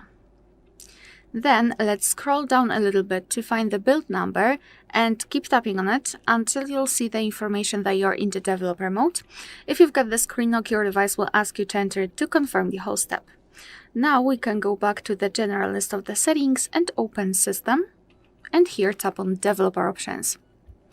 So here we've got plenty of advanced settings which we can customize. As you can see, this list is really long. So for example, we can enable the background check and the process limit, the background process limit. We can show hardware layer updates or view updates, or surface updates actually. Here we've got some options which are connected with the networking overall, because we've got Bluetooth, USB, Wi-Fi, etc. So to turn on the feature, you have to simply tap on the switcher on it and it will be immediately activated and applied. Of course, you can turn it off the same way. And if you've got the options without the switcher, simply tap on them to open more options to choose from. If you're done with customization of developer options, you can always turn them off just by tapping on the switcher at the top of the screen. And most of the options should be inactive, as you can see, not in this case. For some reason, almost everything is... Oh, so it is not active, but it is still bolded for some reason. But I wanted to show you that after getting back to the general list of the settings and entering the system again, the developer options will disappear from the list. But of course, no worries, you can customize them again. And just go back to the build number step and keep tapping. Alright, so that will be all. Thank you so much for watching. Please hit the subscribe button and leave the thumbs up. Welcome. In front of me is a ZTE Blade A36, and today I'll show you how you can format your SD card.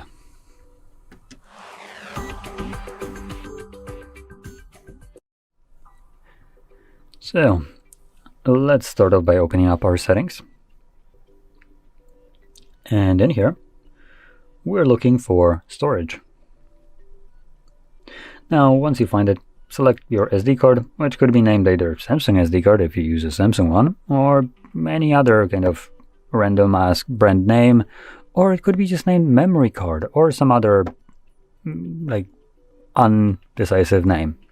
Anyway, once you find it and click on it, you'll have the Format SD card for portable storage option visible right here. I want to also point out before I start, on my card I have basically no data, so I won't be losing anything, but obviously whatever you store on your SD card right now will be completely removed by this process. And you can see right here how much data will be removed from your card. Now that is in megabytes, or gigabytes in my case, though it's used like 2.13 megabytes, so well, not much value lost there. Anyway, once you click on it, it gets you a quick message. Formatted this SD card. The Samsung SD card needs to be... Okay, it doesn't need to be formatted, I just want to. So let's disregard the first paragraph, which is incorrect, and move on to the second one. Formatting will erase existing content on the SD card. To avoid losing content, back it up to another SD card or device.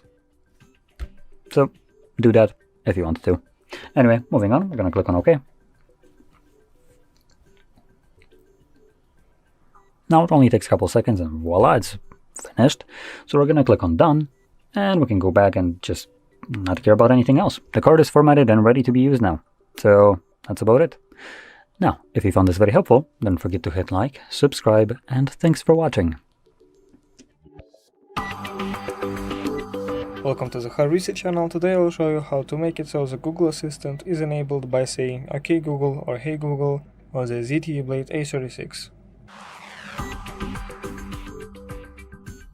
So first of all, go to settings, or if there is no shortcut, scroll down from the top of your screen and press this little gear button.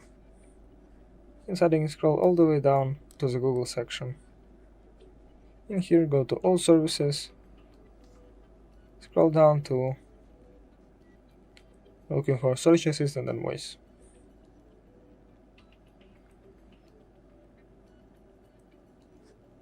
Press Google Assistant. Here we're looking for voice match. Enable Hey Google. Press more, press agree. Of course, read all this. Press next.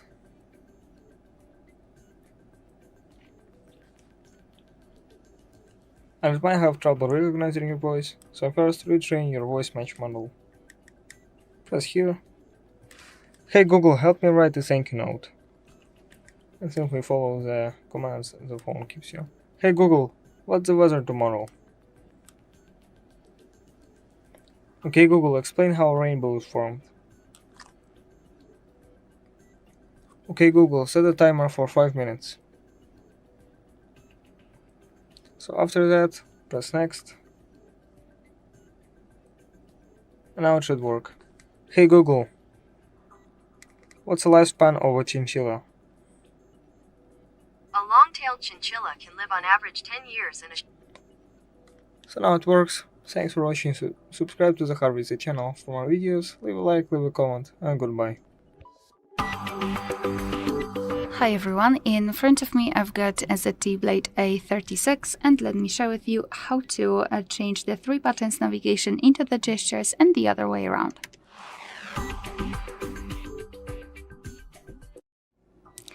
So let's start with opening the settings, and here we have to scroll and find features. Then let's tap on system navigation. So let me begin with the 3 buttons navigation. Obviously, here we've got the navigation buttons. Here we've got also the settings icon, so you can customize it. You can reorder the back button and the recents and decide whether you'd like to always show navigation bar or sometimes hide it. It's up to you, of course. And if you wish to set the gestures, simply tap on the gestures, tap on this option. And instead of the 3 buttons, we've got this line, which is responsible for some gestures. Also, we can customize them. Just go to the settings, and here we've got much more options. So, for example, we can manage whether we would like to use the Google Gemini.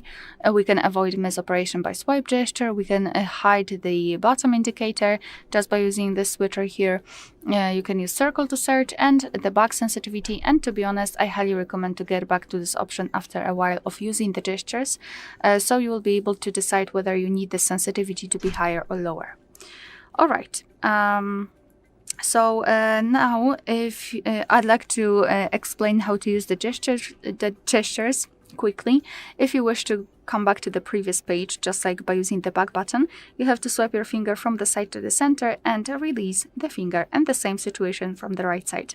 If you'd like to get back directly to the home page, swipe your finger from the bottom to the center of your device, and make sure that this motion is quick and short, so something like that. And if you wish to open the recents, repeat the gesture, so from the bottom to the center, but hold your finger somewhere here, something like that. And here we've got the recents. Alright, so that will be all. Thank you so much for watching. Please hit the subscribe button and leave the thumbs up.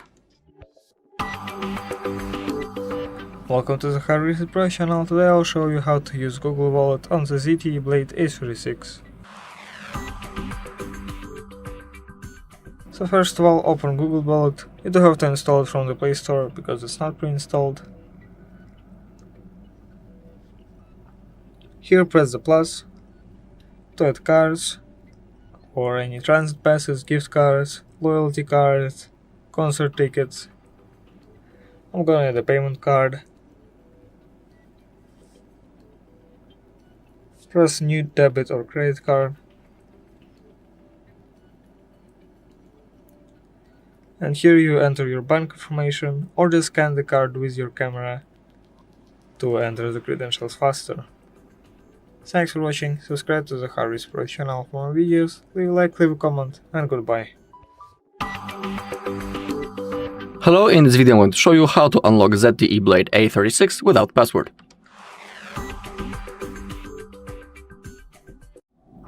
Okay, but before we begin, we need to discuss a few things. First thing is, please only try to unlock your phone, in no other case someone else's, because that might be considered as a crime and that's also unethical. Second thing is that we need to perform a factory reset using the recovery mode, and basically we will lose all of our data, because that's what factory reset does. And the third thing is that after the reset, when we get into the setup process, the phone will want to verify us, or by typing the screen log. Of course, we won't be able to do it because we cannot remember it. But we also have the second option, and it is logging in into the Google account into which we are logged in before the reset. That's our confirmation method that we need to perform. Okay, now let me show you how to do it. As you can see, my device is locked. I cannot remember my pattern and what to do. We need to power off our device. Click on power button, hold it for like 1 second, and then select power off. Okay, now to enter the recovery mode, we need to hold power button and volume up button until we see the ZTE logo. When it appears, release the finger from the power button, but keep holding volume up. Okay, now release the finger from the power button, but keep holding volume up, and now we are in the recovery mode. To move around this menu, we use the volume keys. We need to select wipe data / factory reset, confirm by clicking the power button, and now select factory data reset. Confirm. The process has now started. Okay, data wipe complete. Now select reboot system now. Confirm by clicking the power button, and now we just need to wait until our device turns on. And the next thing that we need to do is to go through the setup process. Alright, and that's all in this video. Thank you all for watching. If you found this video helpful, please leave a like, comment, and subscribe. Welcome to the HardReset channel. Today I'll show you how to open MKV video files with the ZTE Blade A36. So first thing to keep in mind that ZTE Blade A36 can actually play MKV files on its own. So let's open the files, then click on videos, and here I downloaded the short MKV file video. As you can see, it plays normally, it even has audio.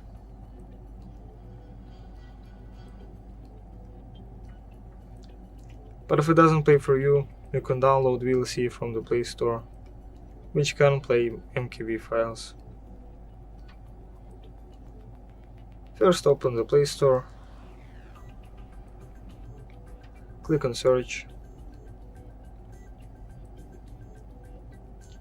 now type VLC,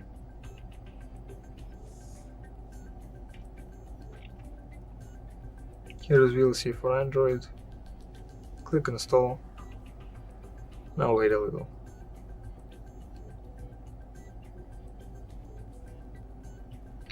Click open, click skip if you don't want to.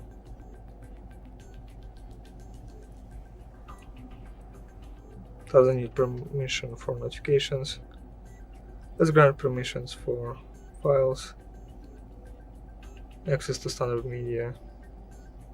Click allow, click allow all. Alright.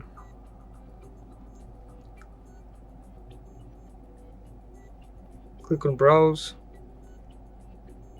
select movies, here's our video.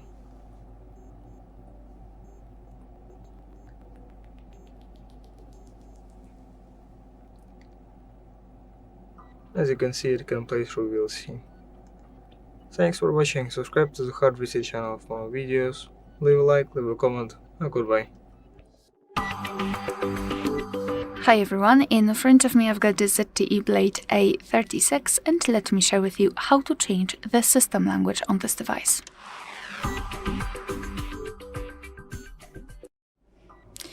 So if you've accidentally changed the language to the one you don't know and you have no idea what to do, then let's open the settings. So this gear icon, let's tap on it. Here we have to scroll all the way down and find the system, so the one with the with this kind of update icon or something like that. Let's tap.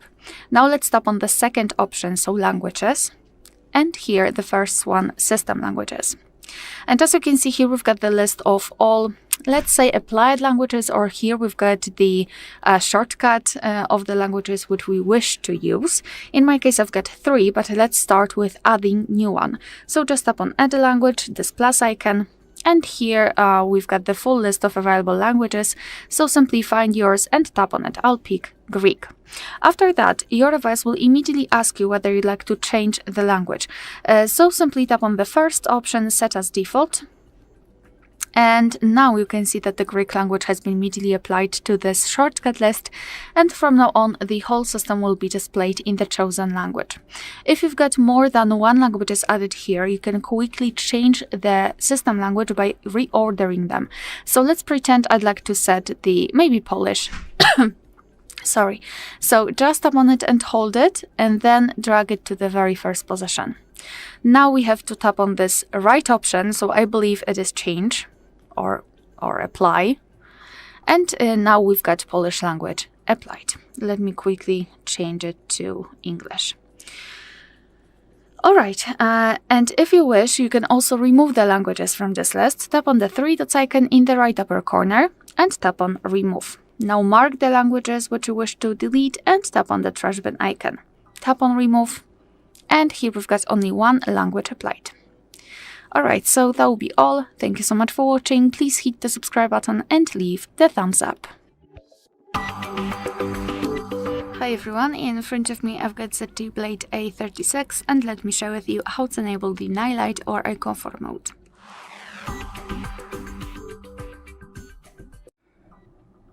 So we will begin with the customization. So let's start by opening the settings, and here let me go back and find the display. Then let's tap on night light and tap on turn on now. Tap on the switcher. Now you can see that the screen turns a little bit yellowish or amber. It is in order to filter the blue light. What's more, it will be much easier for you to look at the screen at the dim light. Change the brightness of the colors, and the screen won't be that bright. We can also turn it on automatically. Just tap on the second switcher here, and we've got 2 different options. So we can turn it on at custom time, and we can freely choose the start and the end time, and your device will apply the mode accordingly, or turn it on from sunset to sunrise, and here your device will automatically decide when the sunsets and sunrises are. It is location based. As you can see, you have to set it. Alright, so this is the customization of this mode, and if you wish to have much faster access to it, simply unroll the top bar. Let's unroll it fully to open all of those options here, and now we have to find the night light. In my case, it is not here, it is not visible, so we have to tap on this edit icon in the right upper corner, so the pencil icon, and here we have to find the night light. So as you can see, it's here in my case. So let's tap on it and hold it, and then drag it to the first position. Now we can simply go back. You do not have to confirm it or anything. And as you can see, we've got our night light applied. So simply tap on it to turn it on, and tap on it again to turn it off. Alright, so that will be all. Thank you so much for watching. Please hit the subscribe button and leave the thumbs up. Welcome. In front of me is a ZTE Blade A36, and today I'll show you how we can capture a screenshot on this device.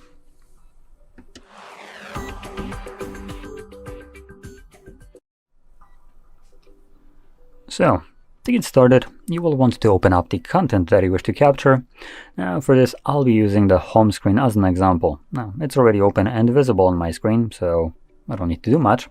But in your case, just make sure that whatever you want to capture is right now open and visible on the screen itself. When it is, then hold the power button and volume down at the same time. You get this pop-up right here with a scroll capture and share options visible, and after a moment it will disappear. Now, if you noticed, the scroll capture was grayed out. And the reason for that is there is nothing here to scroll down on. And oddly enough, technically there is. If I do this, it brings up the apps, but that doesn't really count. But once apps are open, the app tray specifically, I can scroll down on it, and I could capture a long version of the screenshot. There we go. And you can see it captures a longer version of the same image. So capturing the entirety of it. from top to bottom. Now we can save this just as a showcase. Anyway, once you capture your screenshot, you can find it by going into your Photos application. Something went wrong.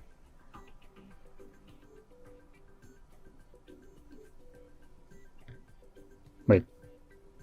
Oh, that's a video. Wow, I just got debated. Okay. Anyway, so in here, let's just move to the location where you'd usually be in, which is the Photos tab. So from the Photos tab, you will want to navigate to Collections, and in Collections, you'll find one called Screenshots.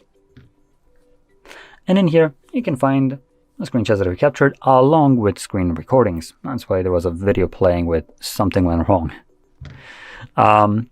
So you can see this is the long version of a screenshot. If I zoom it in to fill the screen, you can see I can basically scroll down on it.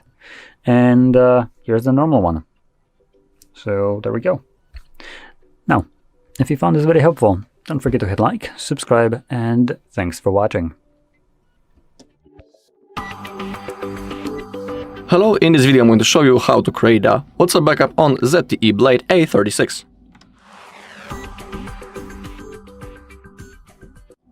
Alright, to create a backup, we need to open up our WhatsApp. Once we are here, we need to click on those three dots in the top right corner and now open up the settings. Now find Chats, scroll down a little until you find Chat Backup. Okay, and now we need to discuss few things. Let's begin with the Google account. Simply tap on that, and in here, as you can see, in my case, currently this Google account is selected, and on that account, our backup will be saved and stored. So for example, if you want to restore that backup later in the future, you'll need to be logged into the same Google account that you have selected right in here during the backup process. If you want, of course, you can add another account. Down below, we have the automatic backups. Defaultly, this option is turned off, but you can see that in my case, I put it only monthly, which means that each month the backup will be automatically made and I don't need to do this manually. That is pretty convenient and comfortable feature, so if you want, you can pick between one of those modes. Okay, let's also include the videos in our backup, make sure that it's enabled. And on the bottom, we have end-to-end encrypted backup. It is not necessary to turn it on. Basically, it's like an extra security feature that you can enable. If you choose to turn it on, you'll be able to create a unique password that you'll need to type in the future in the moment when you want to restore your backup. But be aware that if you create that password and when you forget it, you won't be able to restore your chats. So you're doing it on your own. Also, make sure that you have some free Google storage space right in here. If you don't have enough, simply tap log in into your Google account and you will have to delete something to get some free Google storage space. Now, to create a backup, all we need to do is to tap this green button, Backup. The process will now start. In my case, it won't take long because I don't have many messages. Alright, boom. It is finished. As you take a look on the last backup, we can see the hour, and it's the same, so everything went successfully. Alright, and that's all in this video. Thank you all for watching. If you found this video helpful, please leave a like, comment, and subscribe. Hi everyone, in front of me I've got the ZTE Blade A36 and let me share with you how to add the photo to contact in this device.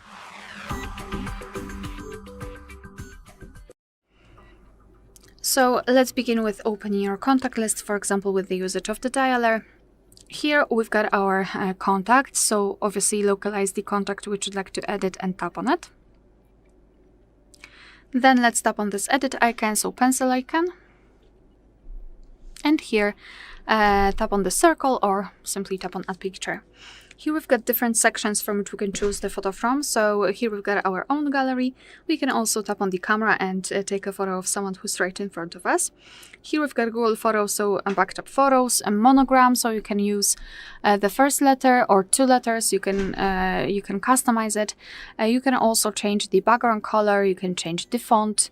It's up to you. You can also use emoji. So after tapping on this option and tapping inside the circle, you will be able to choose from the set of emojis. So just find the option which you'd like to and tap on it. Of course, you can also change the background color. Moreover, you've got this monochrome option, which means that you can either display the emoji-like emoji, or you can make it more icon-like, I would say. So you've got only the outline. And illustrations, which are free of charge, and they are available online. And here you can find some really beautiful options. So if you do not have the photo of this person, you can try to find something interesting here. For example, this one. After tapping on the illustration or after choosing the photo, you will be able to crop it. Before cropping, here you've got the layouts, so you can choose something. But I wanted to focus on cropping. You can zoom in or out the photo. You can also change the position of it. And thanks to it, you can decide what you will see after saving the whole contact, because this highlighted circle is responsible for it. You can also simply change the size of this circle. So position it just like you want to, and then tap on choose. Tap on save in the right upper corner. And this is how our contact will look like. Of course, you will be able to see this photo on the contact list and, for example, during all incoming calls from that specific number. Alright, so that will be all. Thank you so much for watching. Please hit the subscribe button and leave the thumbs up. Hi everyone, in front of me I've got ZTE Blade A36, and let me share with you how to add or remove a Google account in this device.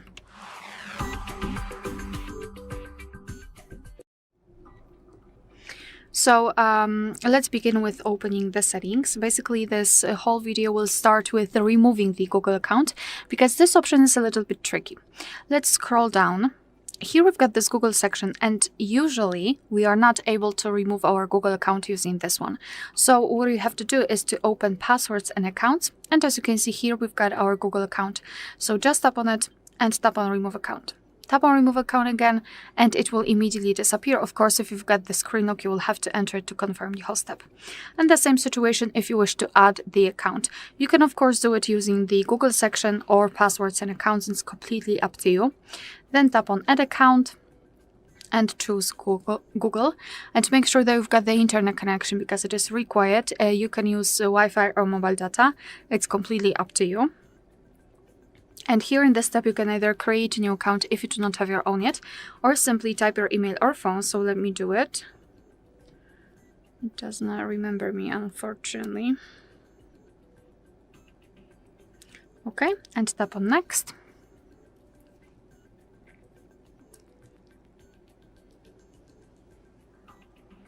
As you can see, we have to be patient because it might take quite a lot of time. Alright, so here we have to enter the password, and let me do this out of the screen.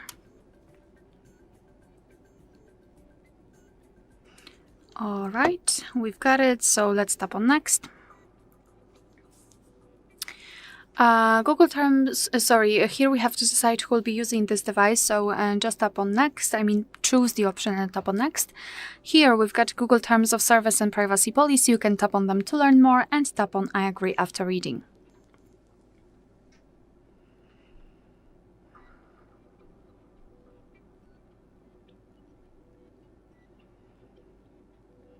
Here we've got the shortcut of backup and storage info. We can decide whether we want to use the backup or not. It's completely up to you. I don't want to do it, so just let me tap on don't backup. And here, as you can see, we just successfully added our Google account to this device. Alright, so that will be all. Thank you so much for watching. Please hit the subscribe button and leave the thumbs up. Hello, in this video I'm going to show you how to reset ZTE Blade A36.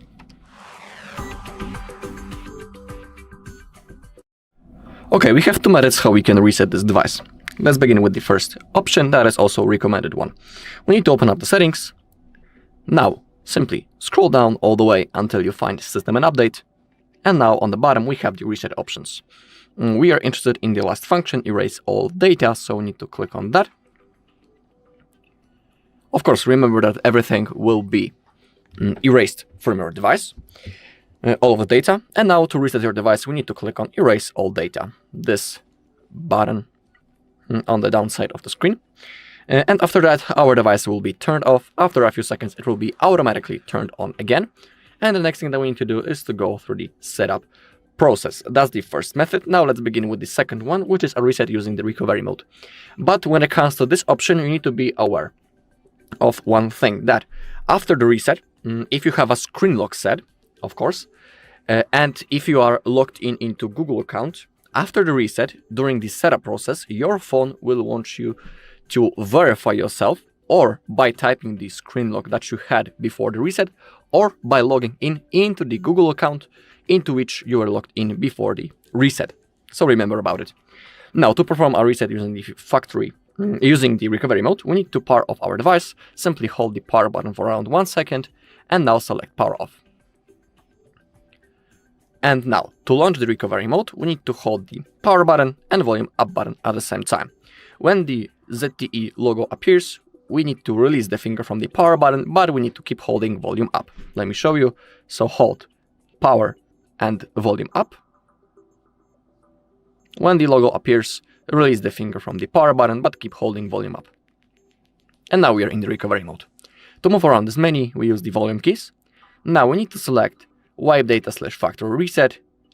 Click the power button to confirm. In here you can also see the thing that I was talking about before.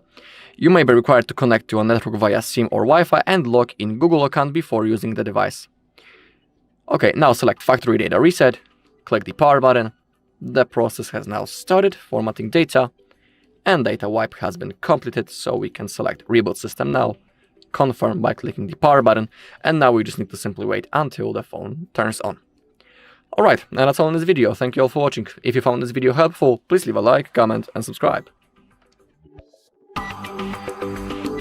Hi everyone, in front of me I've got a ZTE Blade A36, and let me share with you how to activate automatic software updates on this device.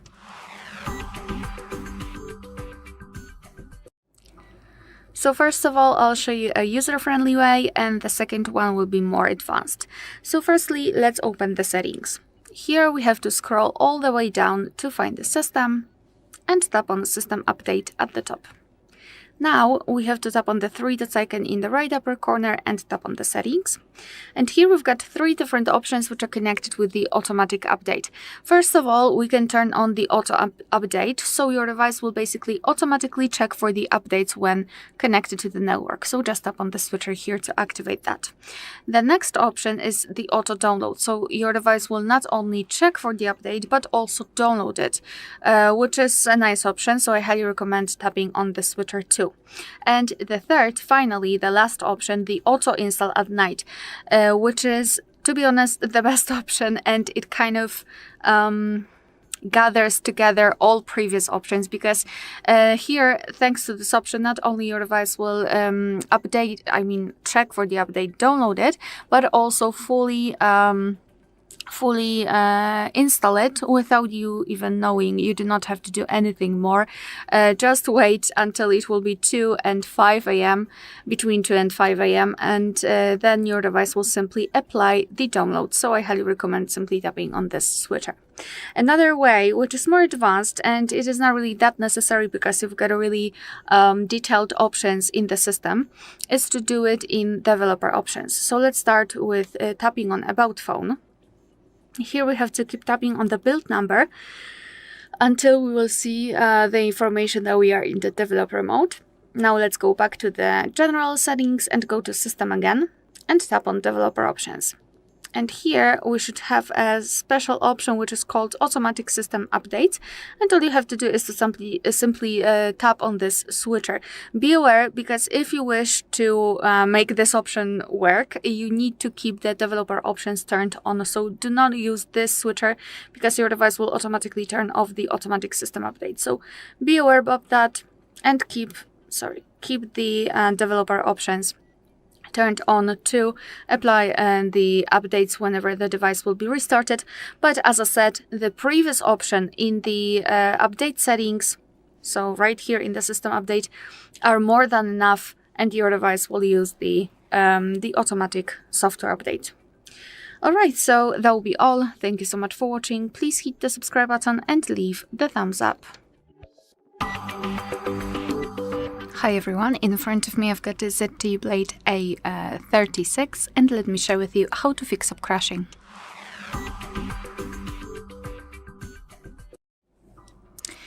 So first of all, localize the app which causes you a lot of problems, and then tap on it and hold it, and tap on App Info.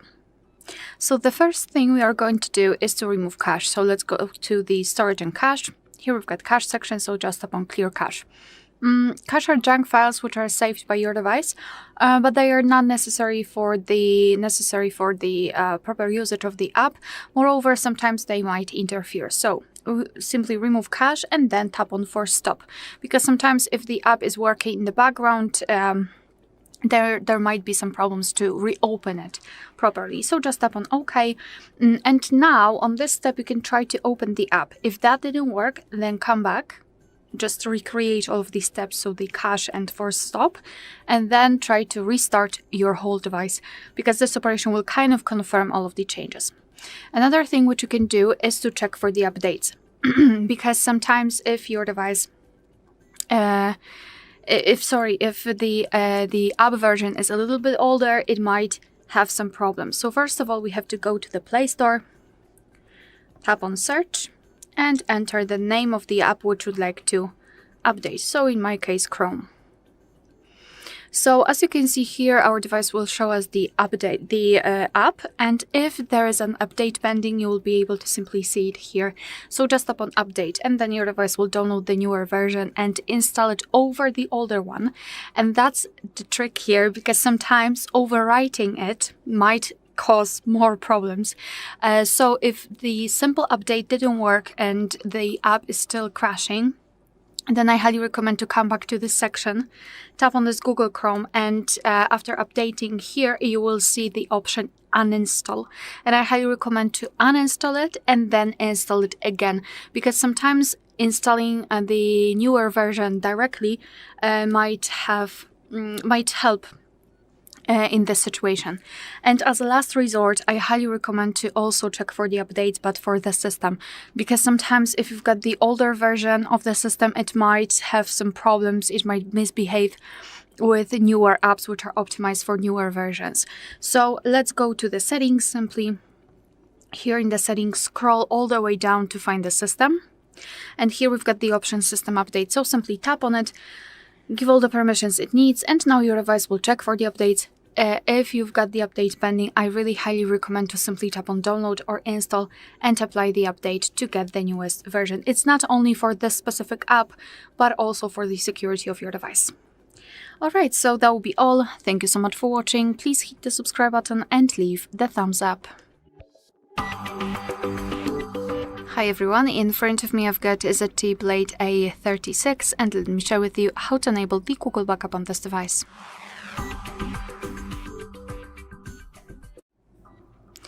So let's begin with opening the settings, and here we have to scroll down to find the system, which is right here. Then tap on backup, and here we've got our whole Google backup section, and as you can see, our device will immediately guide us to this section where we can sign in, so add our Google account or create it. So simply tap on next and tap on add account. Make sure that you've got the internet connection, because it is required. You can use Wi-Fi or mobile data. And here in this step, you can either create a new account if you do not have your own yet, or simply type your email or phone. So let me do it.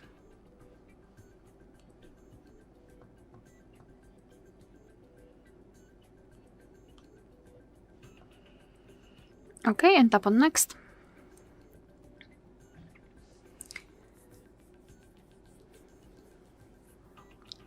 Of course, be patient, as you can see.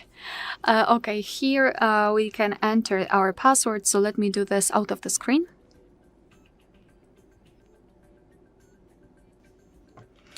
Alright, we've got it, so let's tap on next. So here we have to decide who will be using this device, so just mark the option and then tap on next. Google Terms of Service and Privacy Policy, you can tap on them to learn more, and tap on I agree after reading.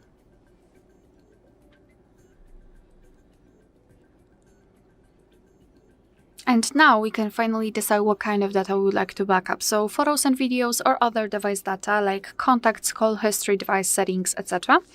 You can mark both or you can simply choose one, and I will pick only other device data and tap on confirm after marking. And as you can see, right now everything is in green, which means that we just successfully added our Google account. I just simply tap on it, and then you will be able to add your account.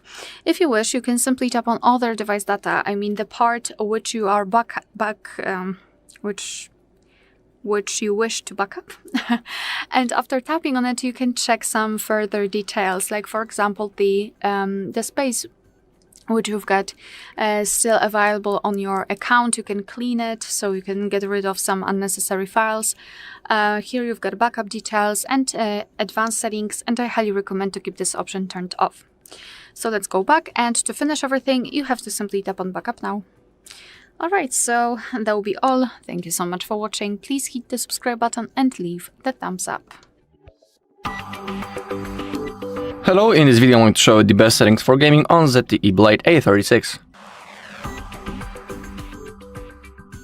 Okay, before we launch our game, it's always good to open up the settings, then scroll down until you find the display. And in here, make sure that you're using the highest screen refresh rate possible. On our ZTE, the maximum screen refresh rate is 90 Hz, as you can see, so it's always good to select it. Thanks to that, we will have the smoothest animations, but be aware that not each game supports 90 Hz refresh rate. Everything depends on a game. Sometimes there is situations like that the game is, for example, only locked on 60 FPS, and it's simply impossible to go higher than that. So everything depends on the game that you want to play. Also, let's scroll down. And not in here, my bad. Let's open up the cleanup app.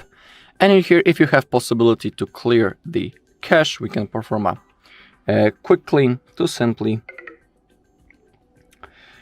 clean up the junk files. Thanks to that, our device will be working with the best condition. Let's click on once again. Okay, I think it's done. Also, before we launch our game, it's always good to check, do we have some apps open in the background. If you have some, simply close them manually, because they're only taking your RAM away, and that might be the problem why your game isn't working with the best performance. Now let's launch our game, and I'll show you the graphic settings that you can select to get the best performance. Also remember that not each game allows you to change the graphic settings. For this video I have selected and I have picked the PUBG. In here we can do it, so I'll show you which settings you can select to get the best FPS. Also in other games it's going to be similar. Okay, now I need to wait until it loads.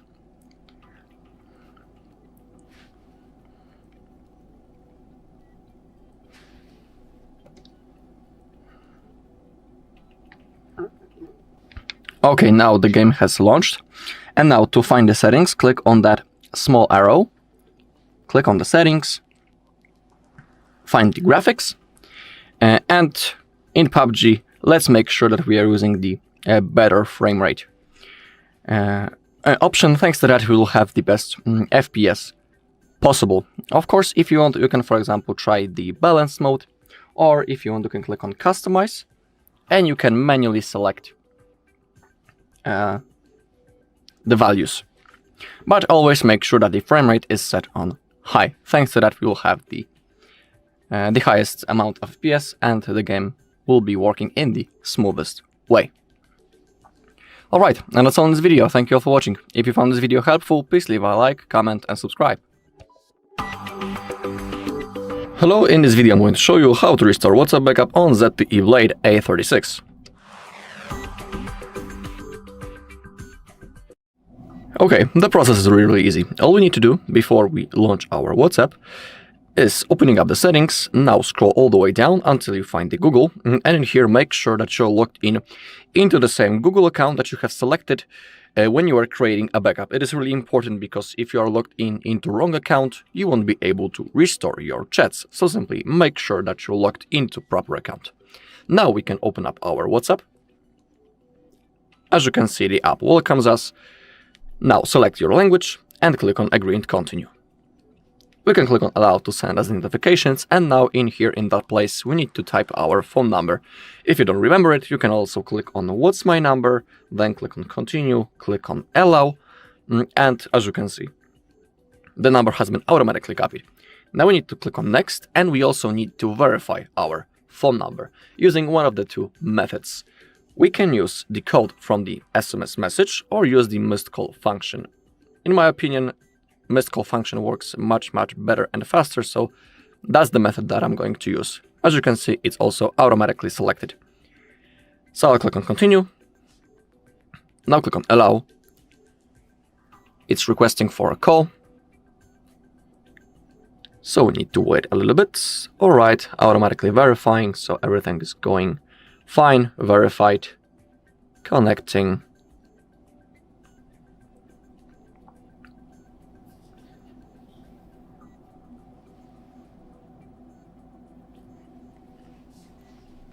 Okay, we need to wait a little bit more.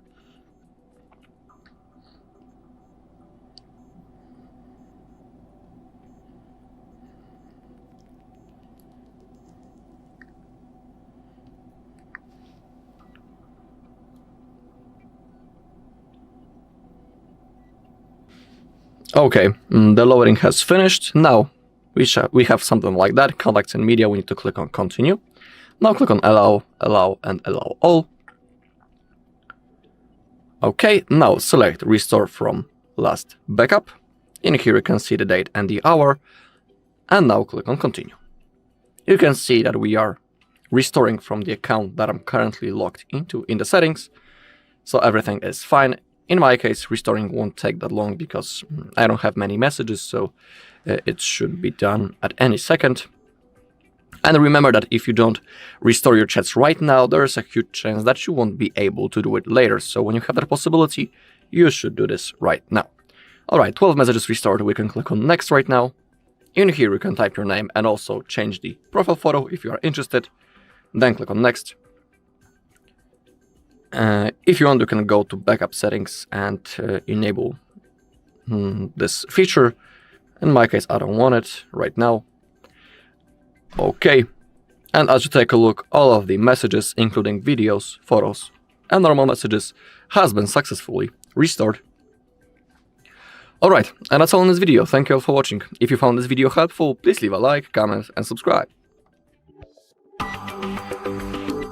Hi everyone, in front of me I've got ZTE Blade A36, and let me share with you how to free up memory without the need to remove apps.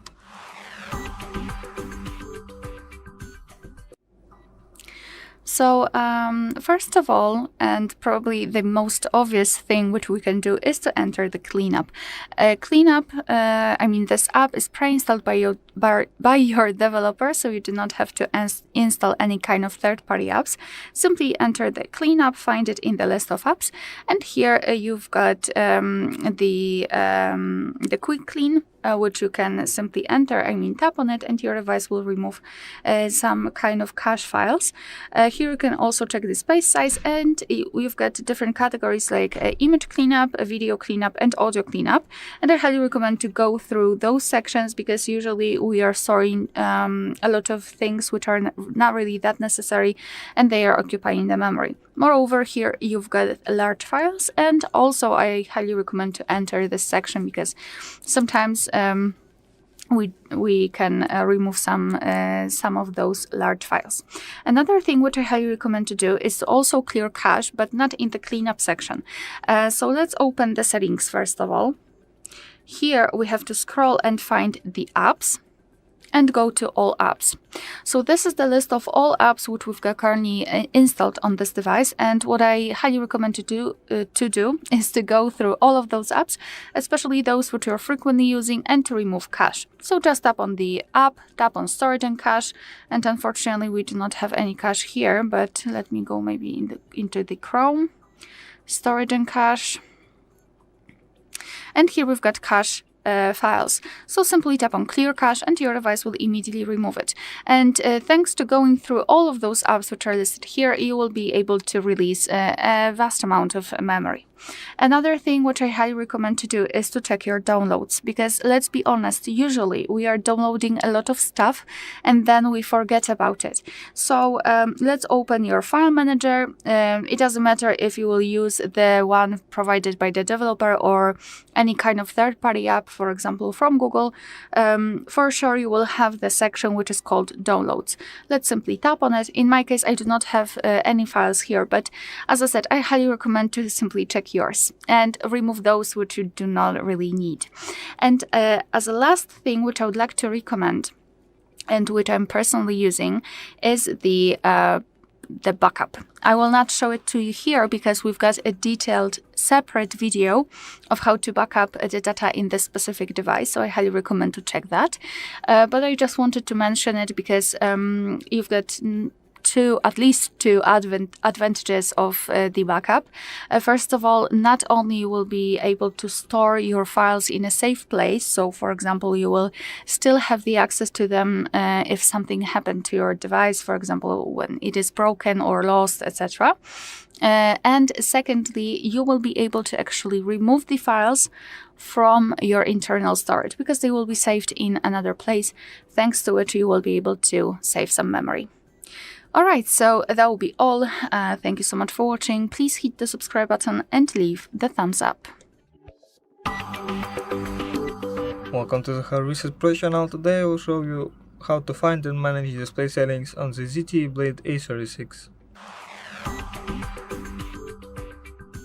So first of all, open settings with a shortcut here, or if it's not there, scroll down from the top of your screen and press the little gear button in here.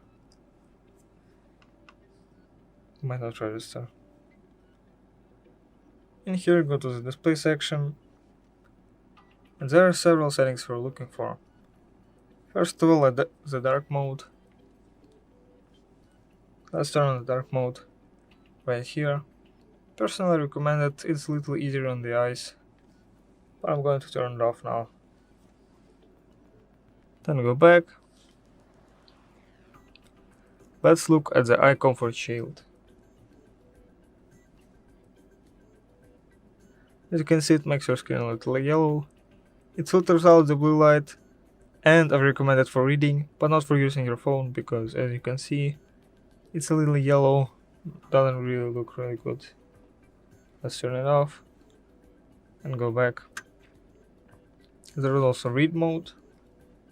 Let's turn on read mode. Makes the screen black and white.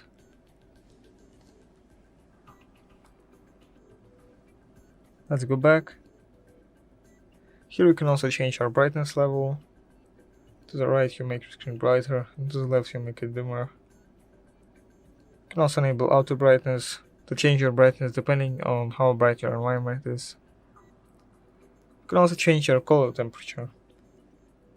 You can play around with settings to see what looks best. You can make your screen look warm and cool. I prefer the normal the most, but you can of course play around with this gradient as well. You can also change our font size.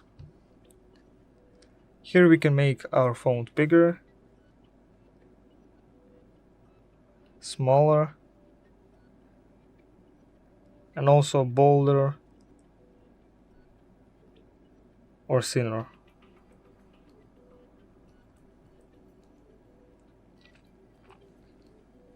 You can of course adjust it to your liking. Next is display size. You can make your screen look large. Of course I recommend this to people who have trouble seeing, like seniors for instance. Let's go back. Let's scroll down. Here are also a few settings left. Let's look at the screen timeout. Screen timeout, turn off your screen after a certain amount of inactivity. I recommend less than I have to save battery. Let's go back. and also adjust our screen refresh rate. You can choose between 60 and 90 Hz. 90 Hz is recommended for gaming, and 60 Hz is recommended for saving battery. Those are all the settings I wanted to show you. Thanks for watching, subscribe to the HardReset Pro channel for more videos, leave a like, leave a comment, and goodbye. Welcome. In front of me is a ZTE Blade A36, and today I'll show you how you can put this device into the safe mode.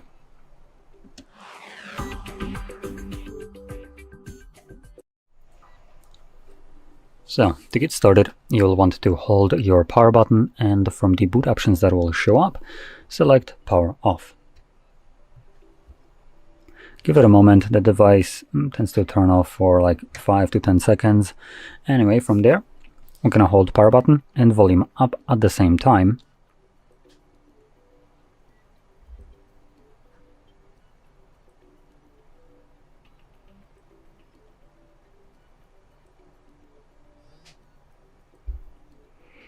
Keep on holding even though you see the logo. In a moment it will enter recovery mode.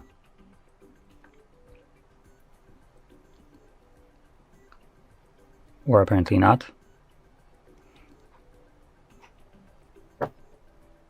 Let's try that again.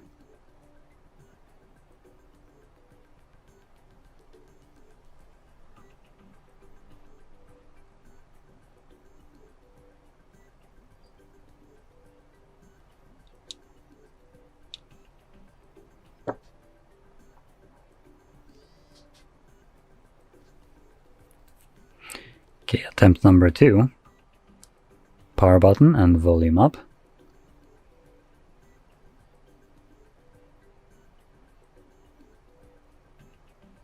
Hey, it worked this time. Anyway, so from this mode, once you're in here, you will need to use volume buttons to navigate, and power button will be used to confirm whatever is selected. Now we have two different ways of entering Fastboot mode. One would be the one that is literally called Enter Fastboot. So I'm going to confirm that.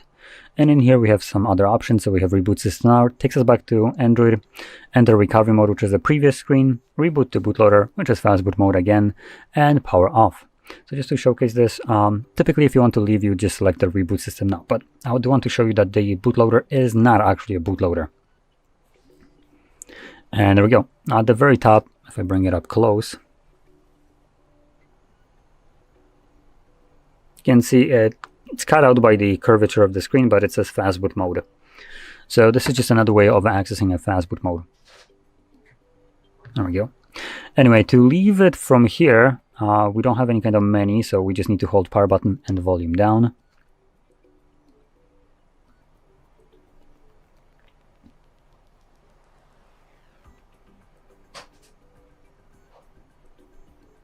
There we go. So once the screen turns off, you can let go of the buttons, and I believe it should start to turn back on its own. Or not. So just gonna press the power button to boot it up.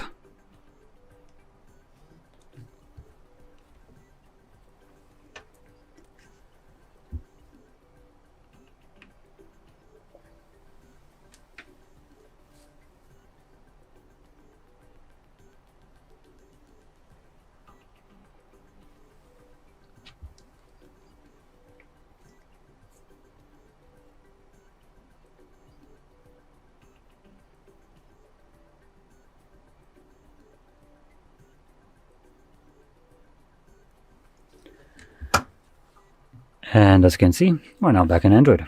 So, if you found this very helpful, don't forget to hit like, subscribe, and thanks for watching. Hi everyone, in front of me I've got ZTE Blade A36, and let me share with you how to turn off ads and their personalizations. You do not need to have your Google account added here to be able to name and enter DNS dot AD, oh my god, adguard.com and tap on save. And basically by using this private DNS, we will, or actually your device will limit the advertisements which you will receive. Moreover, if you've got the app which is showing you a lot of notifications connected with the adverts, I highly recommend to simply turn off the notifications. So let's pretend that I'm getting a lot of adverts from Play Store. So simply tap on it and hold it, and then tap on App Info. Here, let's tap on Notifications. And as you can see in the notifications, usually we've got a lot of categories in which those notifications are classified. To which, actually. So what I highly recommend to do is to find the category which is kind of connected with the advertisements or could be connected with advertisements. So for example, in my case, payments, deals, and recommendations, and simply tap on the switcher next to it. And thanks to it, we can basically turn off those specific notifications. However, if this app is not showing you a lot of essential notifications, like for example the mail app or messages app, etc., I simply highly recommend to turn off all of the notifications, if you wish, of course. And as a last resort, we forget about it, but I just wanted to mention it, ad blockers. And not only the ad blockers for the browser, because those are the most popular, but nowadays we've got a lot of things to actually block and to actually check. So in Google Play Store, let's enter ad block, something like that. And here, as I said, we will have not only the ad blocks for the browsers, as I said before, but we've got also something which is called ad blocker for Android. So not only for the browser, but for the whole system. So I highly recommend to simply check available options, because there is a huge chance that you will find something suitable for you. Alright, so that will be all. Thank you so much for watching. Please hit the subscribe button and leave the thumbs up. Welcome. In front of me is a ZTE Blade A36, and today I'll show you how you can import contacts from your SIM card to the device.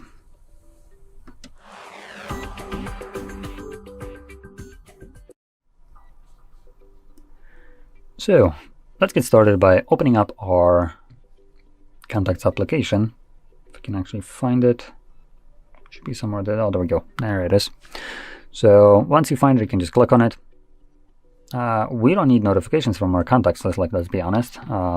There is no reason why an application that is designed to store contacts would be sending us notifications.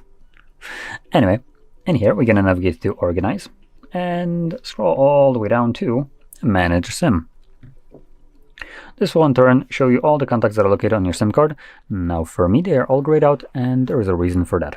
That reason being, by default, the Google, being creepy shits, is trying to literally just circumvent asking for permission to basically gobble up other people's information without those people's consent. So automatically Google Contacts will prioritize itself as an importing location right here. But Google is coming up that it doesn't want these contacts twice. It already has them. So go screw yourself. You're not going to be importing them the second time, no matter how much you like it or would want to. So anyway, I'm going to select the device, which is what I would recommend in any case, as the only reason why you would ever import or share data with Google is when they start paying you for it. Otherwise, they can go F themselves. That's just my approach. So I like to have everything stored locally, so Google doesn't have access to it. I mean, it's not their data, and shit, it's not even my data in reality.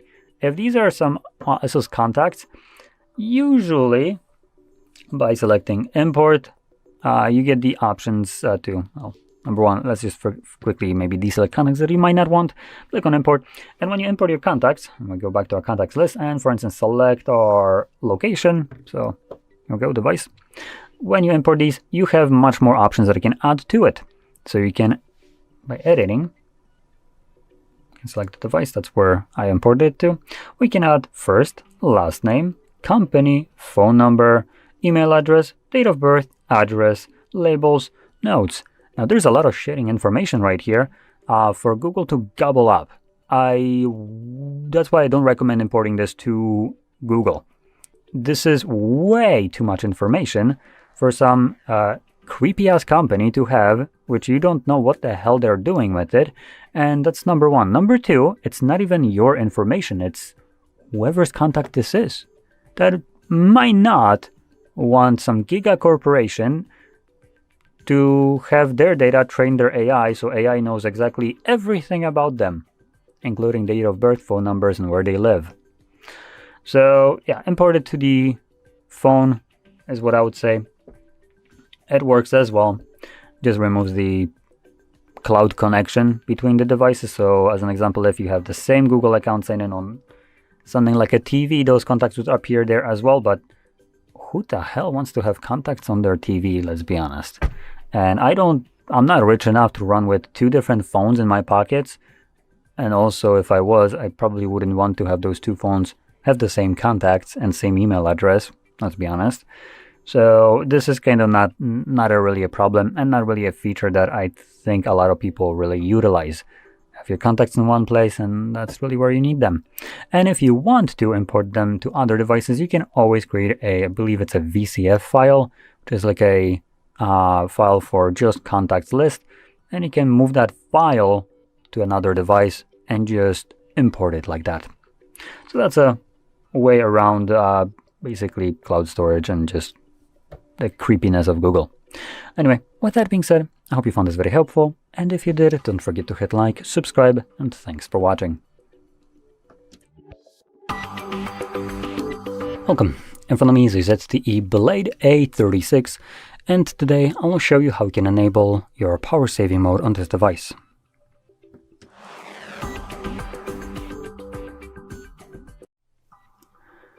So, to get started, you'll want to swipe down from the top of your screen like so. This brings down your toggles, and then when we swipe down again, it will extend the list of visible toggles. Now, I already know that the power saving toggles are not added by default into this list right here, so we will need to do that ourselves by clicking right here on this pencil and swiping down. You can find them somewhere here. For me, there are 2 of them right over here. I'm going to add both of them. So we can hold it, then drag it over. So, and when you go back, you'll have access to it. Depending on where you dropped it, it might be on one of the pages. Now, as you can see, we do have 2 of them, at least the ones that I have added. And the reason I added both of them is because one might be useful for some people in certain situations, and it's also good that you know that this exists in case you ever need it. So let's start off with the normal power saving mode, which is this one, power saver. Now we can just tap on it to turn it on. It turns the battery color green right here, and does several other things in the background which aren't really mentioned when you turn it on. So refresh rate, it's dropped. Dark mode usually is enabled, but apparently not here. And if we hold it, we might actually get a bit of extensive information about it.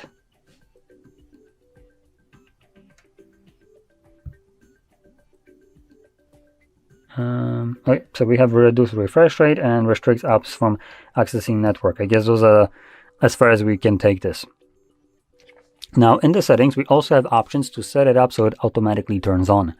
And you can see we can set up percentage, though this option isn't enabled by default. I do want to point that out. And before you enable it with the toggle below, make sure you set the percentage, as when you enable it, you won't be able to change the percentage anymore.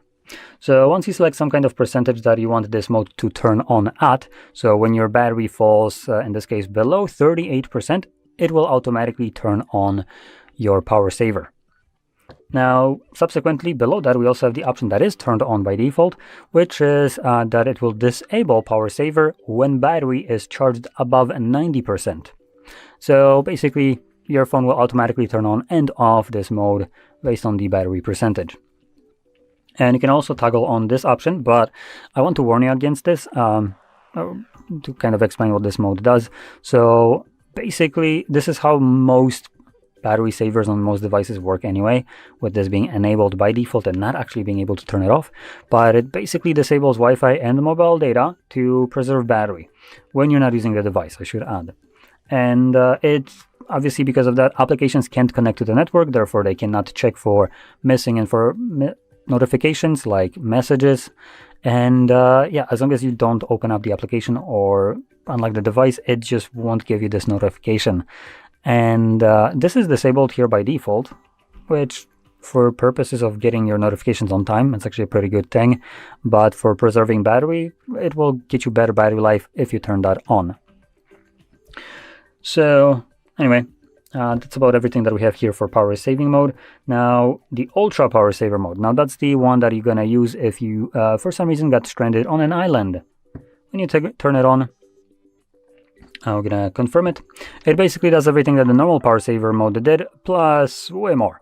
And it prioritizes battery life. As you can see, it gives us 94, almost 95 hours of battery life in this mode, but we don't have wallpapers. We have very short screen on time. We have only a couple applications visible right here. And yeah, the mode straight up prioritizes battery life, and that's it. So I'm going to close this up by clicking right here and confirming it. And obviously this will exit that mode. So anyway, with that being said, I hope you found this very helpful, and if you did, don't forget to hit like, subscribe, and thanks for watching. Welcome. In front of me is a ZTE Blade A36, and today I'll show you how you can hard reset this device through settings.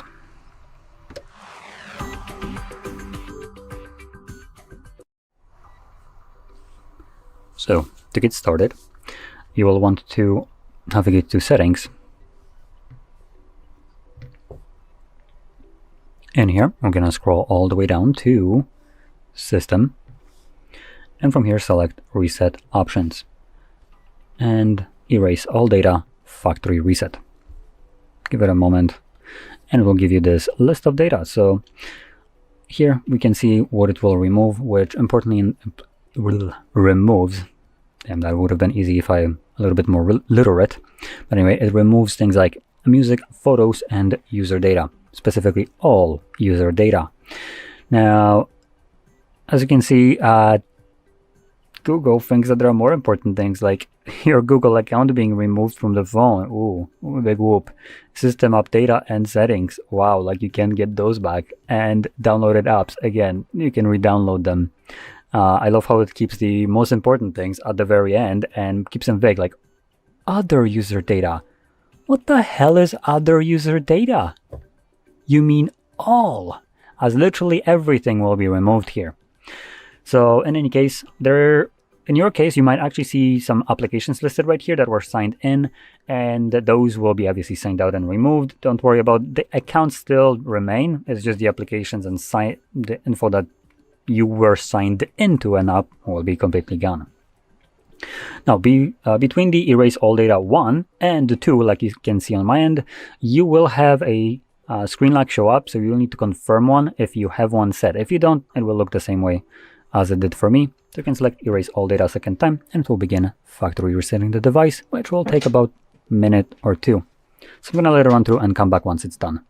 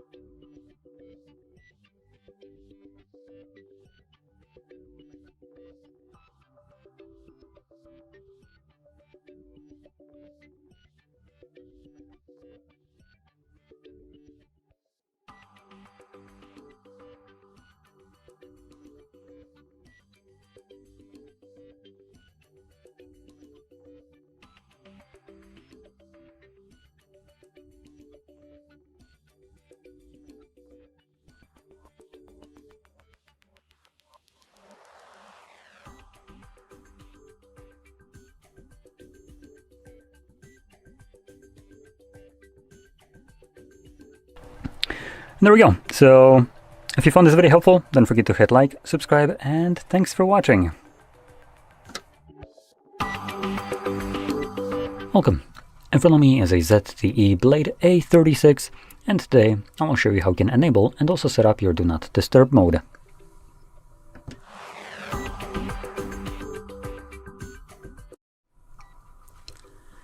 So to get started, let's swipe down from the top of our screen twice, which will bring down all our toggles. Now from those toggles we're looking obviously for the Do Not Disturb mode and hope that it's added by default, and yeah, it looks like it's not.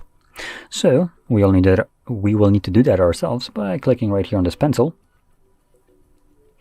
Swipe down and you'll find it somewhere in here, which for me, that's right over here.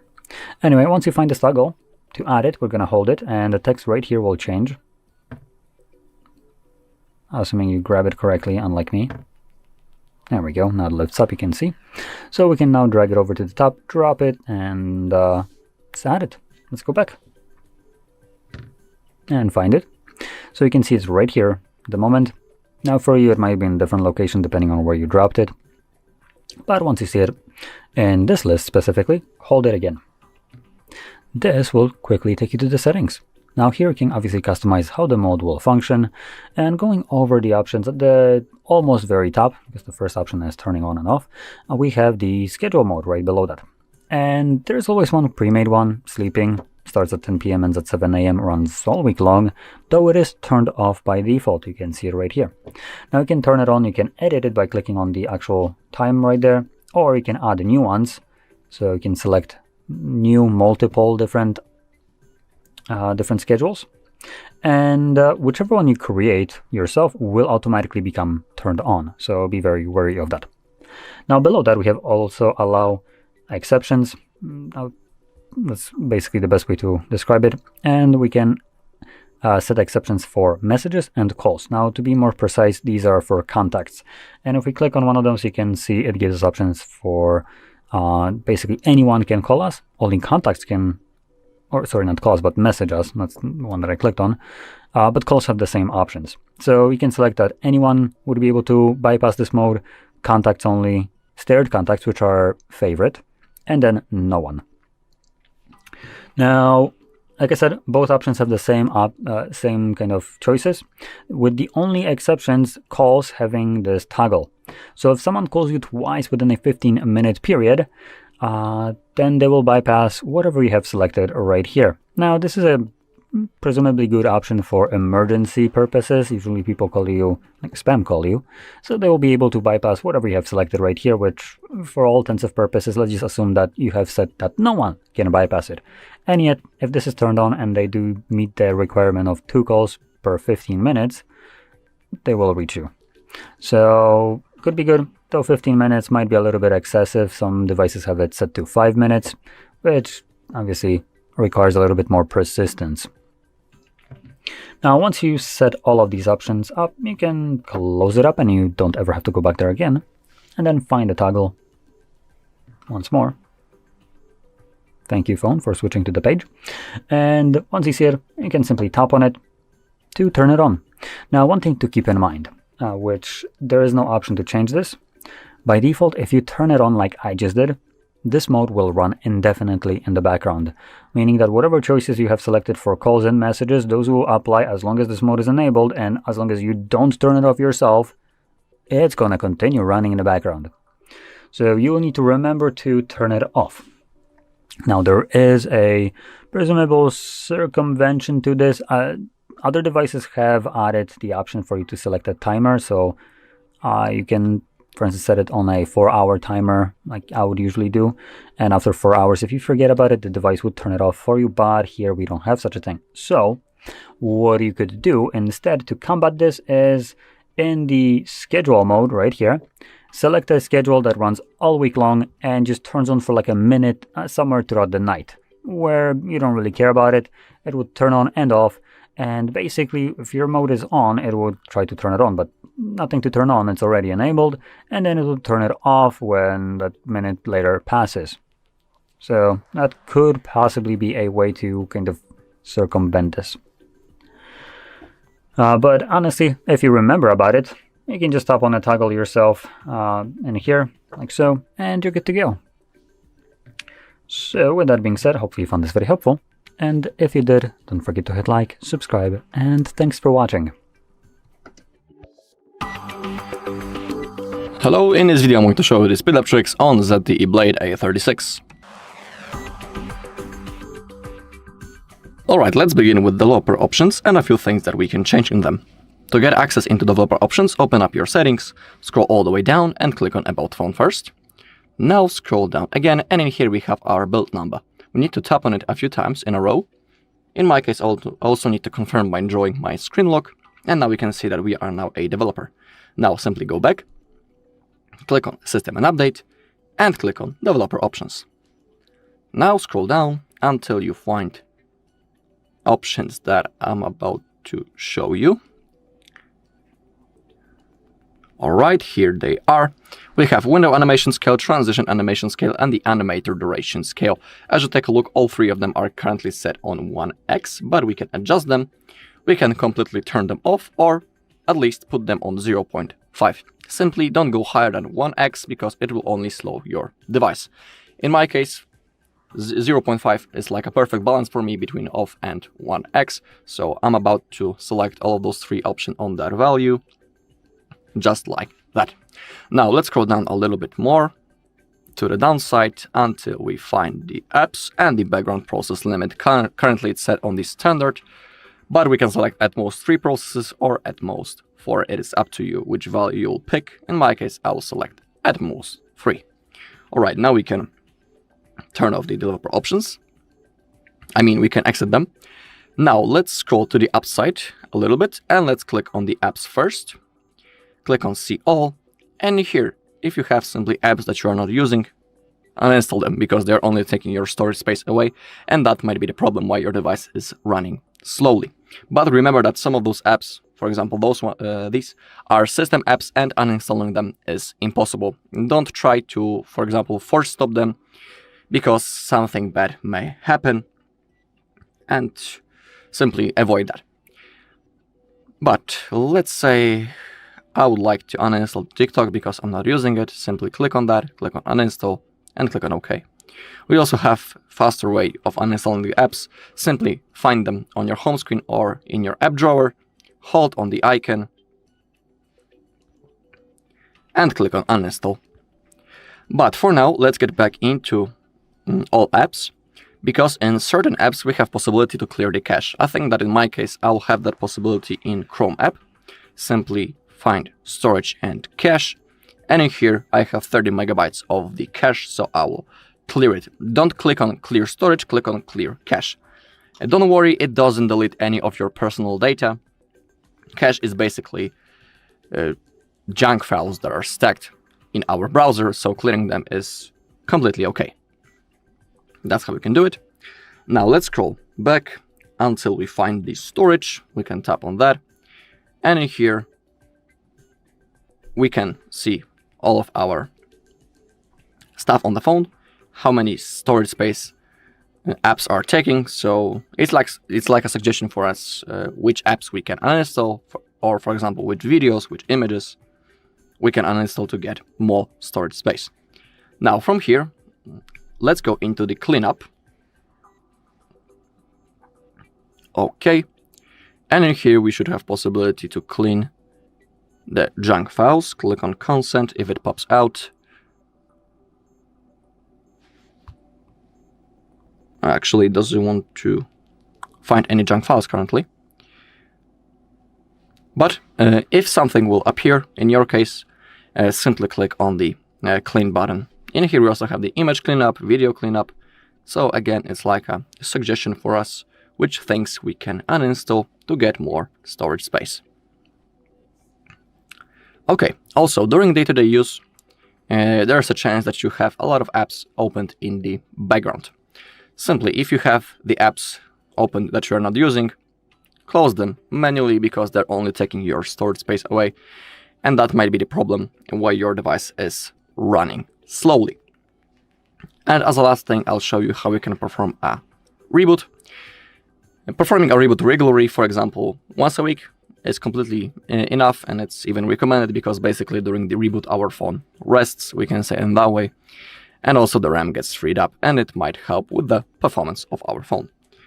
To reboot our device, we need to launch the power menu. We do it by clicking power button and volume up button at the same time, just like that. And now simply tap on the restart. Tap once again, now our device will be turned off, and we need to wait a few seconds until it turns on. Everything will be done automatically. Alright, and that's all in this video. Thank you all for watching. If you found this video helpful, please leave a like, comment and subscribe. Hello, in this video I'm going to show you the top tricks on ZTE Blade A36. Alright, so let's open up the settings. Let's scroll down until we find the features. And in here, let's begin with the screen edge misstouch prevention. If you want, you can pick between one of those modes. Currently it's set on the light. A small edge touch area makes edge area more responsive and involves a high probability of touching edge area by mistake. So if you want, you can, for example, select it on heavy or on the custom. So we can manually select this area of the mistouch prevention. In my case, I'll pick it on the medium, so it's a regular area. Also, we have the mistouch prevention in pocket, really worth enabling. Avoid unintended activation on lock screen when in pocket. Pretty cool thing. And now let's go into gestures and motions. We have double tap screen to wake and 3-finger long press for a area screenshot. I think that I don't need to tell you how the double tap works. Simply, if your screen is off, you can double tap to quickly check do you have some notifications, and for example to check the hour, if you tap once again, actually it only works to unlocking the screen, not waking it up, turning it off. Down below we have the motion. We have raise to wake, auto answer, pocket mode and change to the earpiece. We can enable raise to wake, pick your phone to turn the screen on. We can click on try it, and now when our phone is laying flat like that, all we need to do to turn on the screen is by simply picking it up, just like that. Now the phone has been awakened. Next thing is the auto answer. To answer an incoming call, just put the phone up to your ear. We can click on try it. Okay, I have placed my phone, let's say that my left hand is my ear, I have placed my phone just like that, and the call has been automatically answered. Also, really cool thing, we also have the pocket mode. If the phone is in your pocket and not in silent mode, it will vibrate and ring at full volume when a call comes. If you want, you can turn it on. And we also have change to the earpiece. Put the phone up to your ear to turn off speakerphone when you are in a call. We can click on try it. Now we need to put our phone close to our ear. And now it has changed to the receiver. Alright, that's all when it comes to the gestures and motion. And I have forgot to show you the 3-finger long press for area screenshot. So we need to simply hold the 3 fingers, and now we need to select which part of the screen we would like to. And here we have all possible shapes. You can also enable the beautify third-party app icons feature, or even enable the home mono icons. If you click on apply, you can see the effect how it works. So now we have simply themed icons based on the color of our system. Okay, down below we can also change the animation speed. Currently it's set on the fast, but we can also select the slow, moderate, and the fast is the default one. If you want to change it, simply hit on apply. In here we have a preview how it's going to look like. Okay. In here we also have that color and shape. We can select it. If you want to save, hit on apply. You can also change the font size and the font weight. Simply select it on that bar. I'll select the default. As we go back, we can also go into display, And in here, I'll highly recommend selecting the high refresh rate. Thanks to that, we'll have up to 90 Hz screen refresh rate, and simply the animations will be the smoothest. So select 90 Hz or at least auto. But remember that in this mode, it consumes a little bit more battery than usual. Alright, and that's all in this video. Thank you all for watching. If you found this video helpful, please leave a like, comment, and subscribe. Hello, in this video I'm going to show the home screen tricks on ZTE Blade A36. Okay, to open up the customization menu, all we need to do is to hold on an empty space on our home screen. Now, in here we can quickly change the wallpaper. In here we have some suggestions. Really useful thing. We can also grab it and change its position anywhere that we want on the screen. In my case, I'll place it right in here. If you click on the widget, as you scroll down, you can also see the Android widgets, and in here you can see a list of all apps of which you can create a widget. Next to it, we have the effects, and that are the transition effects. In here we have normal, we have the cross flip, we have the wave, you can see how it's going to look like. We have the cube out, we have the cube in, we have the glass, and that's basically all transition effects that we have. So for example, let's select the cube out, and now you can see that when I'm sliding left or right, we have this cool animation. Of course, you can select the animation that you want. Alright, and next to it we have the home screen settings. We can change the home screen mode. We have the drawer or the standard mode, and also the easy one. The drawer mode allows us to simply launch the drawer. To launch it, we need to simply slide to the upside, and in here we can see all of the apps that are installed on our device. If you'll pick, for example, the standard mode, you won't have that app drawer. Now when I'm sliding to the upside, you can see that nothing is happening, and simply all of the apps are on our home screen. Personally, in my case, I will stick to the drawer mode. Alright. Now, let's open up again those home screen settings. We can also change the icon layout. We have 4:6 or 5:6. Basically, when you click on 5:6, you'll be able to place more apps on your home screen, but the icons will be a little bit smaller. I'll stick to 4:6. Also, we have feature add app icons to home screen.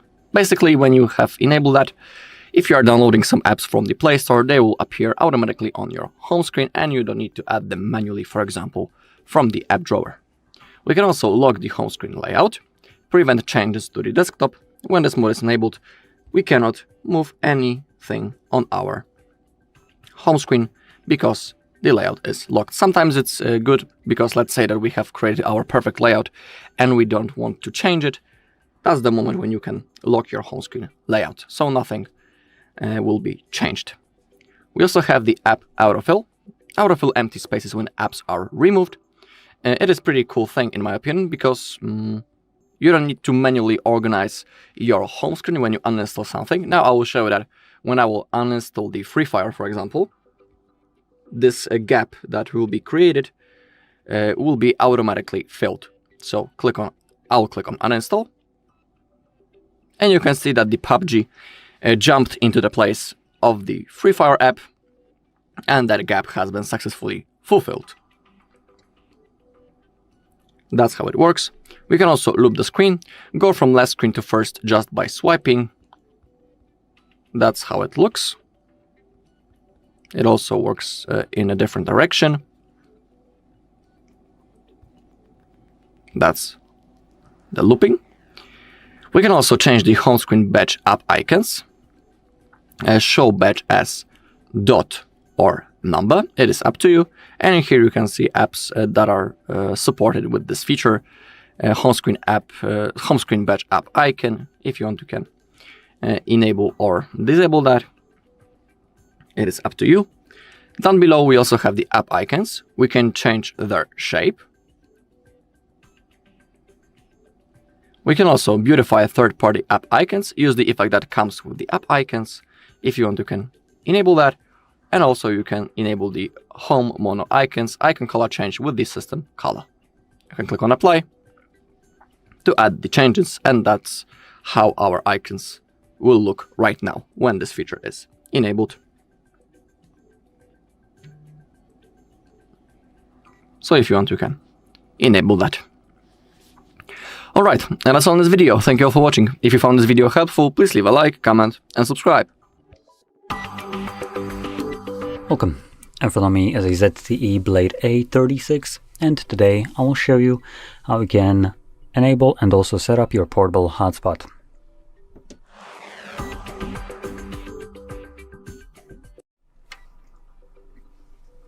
So, to get started, you will want to swipe down from the top of your screen. Now do it twice. This will extend the list of visible toggles, hopefully revealing the hotspot toggle, which you can see right here for me. But if your toggle isn't visible on either page, you might need to add it yourself by clicking on this pencil right here, and then finding it below right here, holding it, and then dragging it over to the above list, which will obviously then make it visible on one of those pages. Now once it's in here, hold this toggle again, and this will then take you quickly to the settings. Now the reason you want to navigate into the settings is because under the setup Wi-Fi hotspot, you will find a randomly generated password, which you can see right over here. Now this one looks like a jumbled mess of just numbers. Typically it's letters and numbers, but in any case, whatever it is, you can just get rid of this one.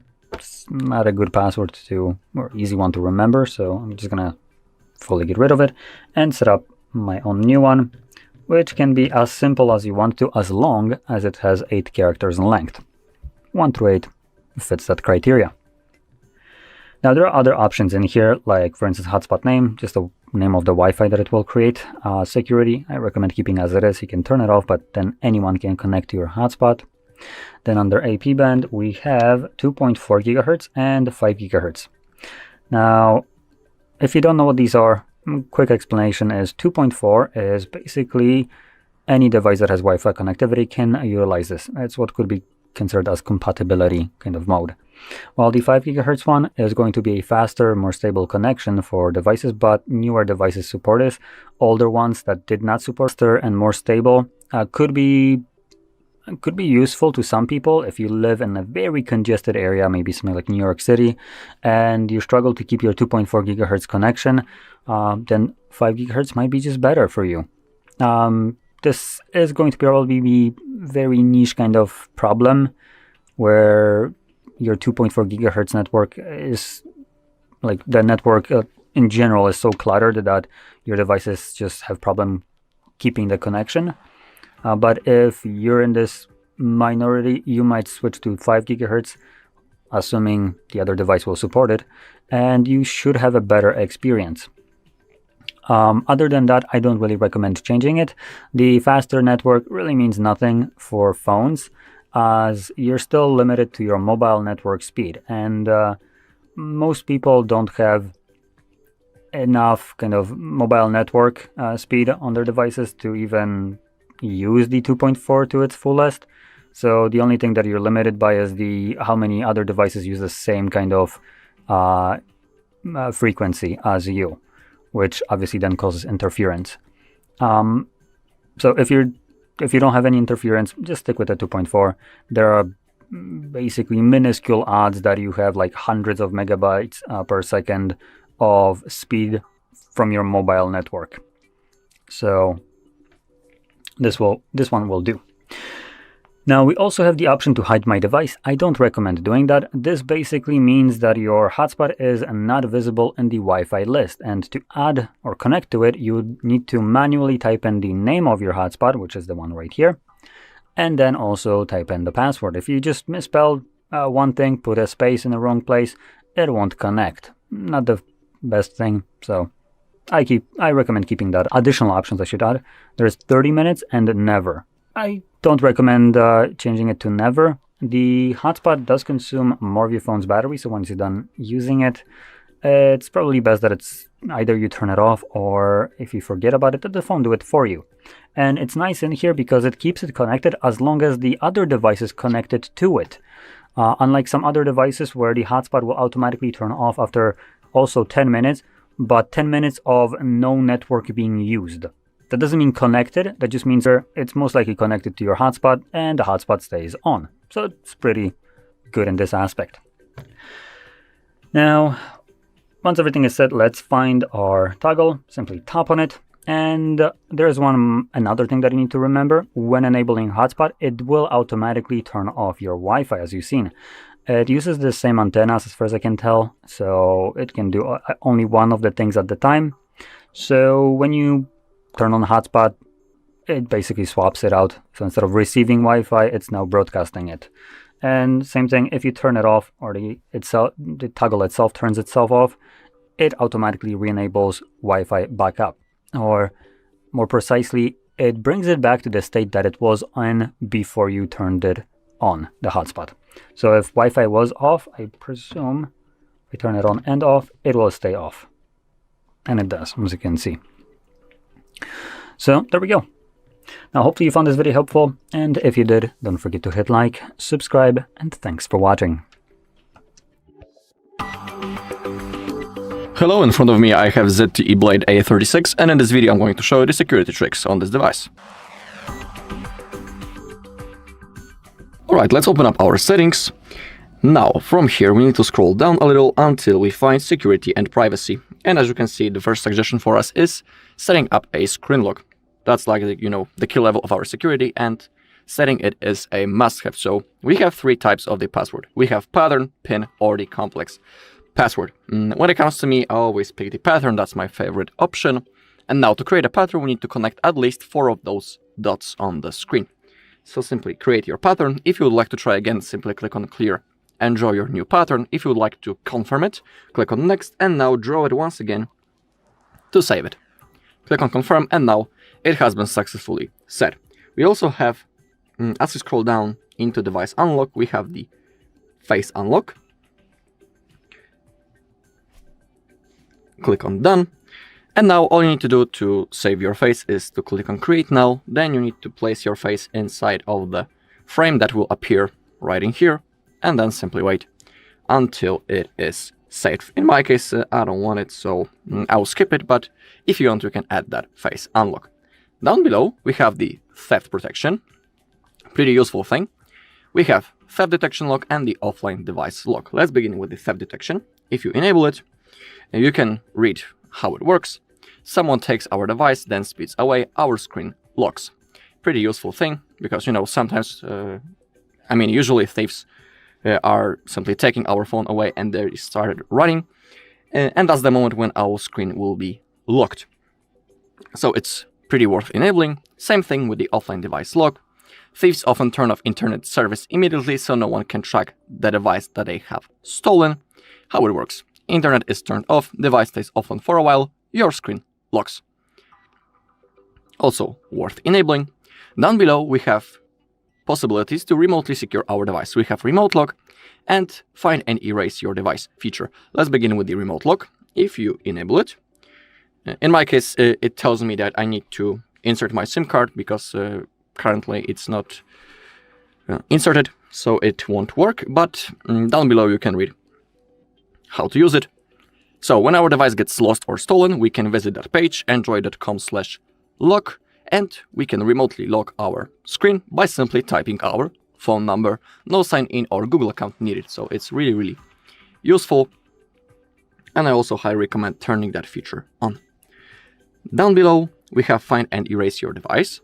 Also really cool feature. Make sure that it's enabled.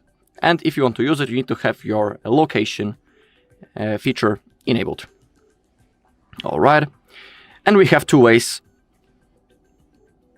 of using the Find Hub. We have the app or the web. Now, how it works. Let's say that our device gets lost or stolen. Then we can visit the Find Hub on any other device. It can also be the computer. And now, really important thing. You'll have to log in into the same Google account into which you were logged in on your lost or stolen ZTE. Then you'll have possibility to locate it. Actually, give me a second. I need to change my Wi-Fi because it doesn't want to load. Now it should be okay. So let me visit the page, Find Hub. Okay, as you can see now it loaded. In here, make sure that you're logged into proper account. It has to be the same Google account into which you are logged in on your lost or stolen device. And in here, as you can see, you have a list of phones. And in here, you just need to find your ZTE, then you can click on it. Currently, it doesn't appear on the list because, I'm using this device, so I'll show you that on example of the Motorola, for example. You can tap on that and you can secure your device remotely. You can tap that button and your screen will be locked.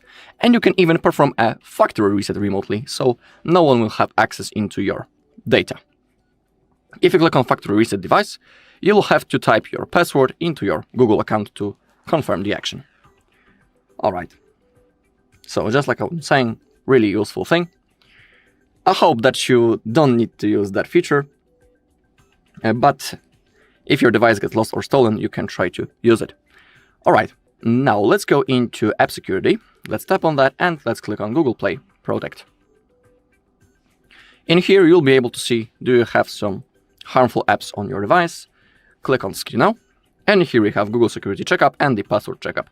Let's click on the first thing.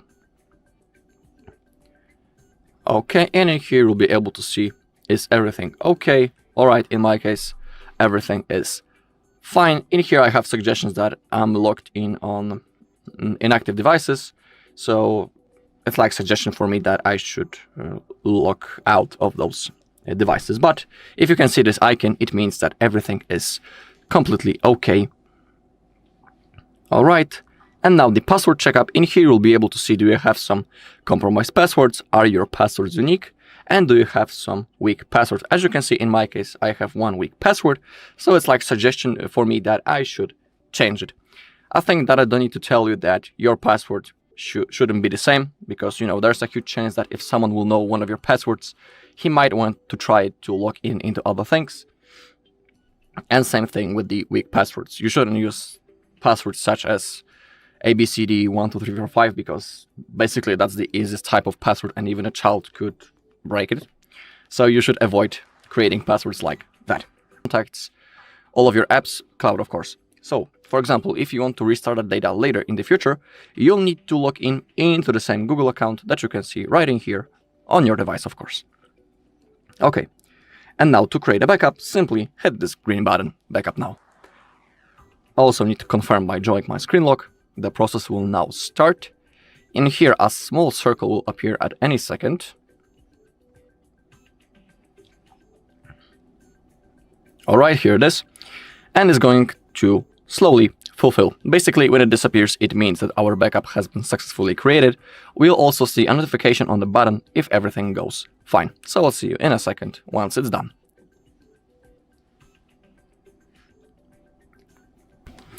Okay, in my case the backup has been successfully created, and just like I have said on the other device data, we can see that the backup has been successfully created 0 minutes ago.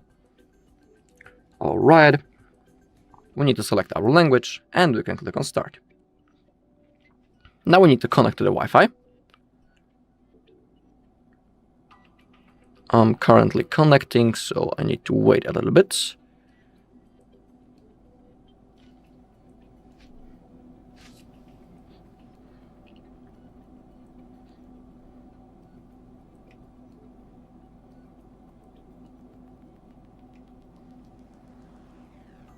Okay, getting the phone ready. Okay, copy apps and data. We need to click on Next. Click on Next once again. If you don't have a cable that fits to both devices, because currently our ZTE wants us to connect both devices to each other using cable. In my case, I don't have a cable, so I can click on No Cable and I can copy without it. Now click on Next. Now, on our second device, we need to open up the Google app. Click on Next, and we need to type this sentence. Okay, if you have typed, something like that should appear. click on Next on your old device and also Next on your ZTE.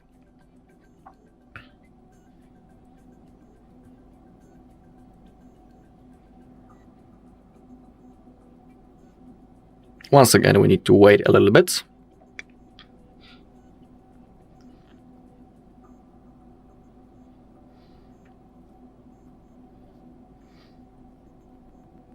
Okay, verify the shapes. If they are the same, click on Next. Click on Copy on your previous device. If you have a screen lock, you also need to type it to confirm.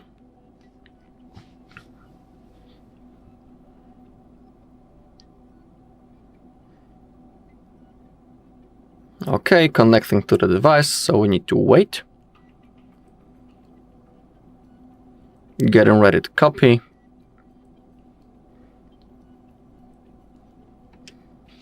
Okay, and now we need to choose what we want to copy. In here we have a list of things.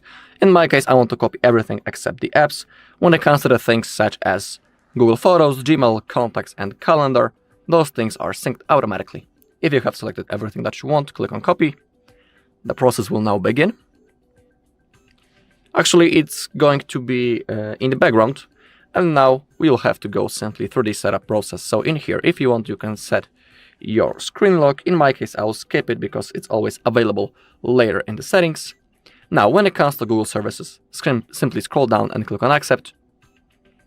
When it comes to the backup services, they're really useful, so I always highly recommend turning them on. Okay, now we need to select our default browser and also the search engine. In my case, I'm going to use the Google Chrome. That's my favorite browser, so I'll set it as a default one. And same thing with the search engine, I always pick the Google. Okay, now we have a feature to let contacts nearby find and share with us. It is up to you. You can agree or click on No Thanks. Same thing with the Gemini, which is our AI assistant. If you click on Continue, in here you have a possibility to turn on the alternate way to launch the Gemini by simply saying, "Hey Google." It is up to you. I'll click on No Thanks, I don't want it. Okay, in here, if you want, you can add. Now we can accept this daily wallpaper. It is up to you. I don't want it, so I won't click on Accept.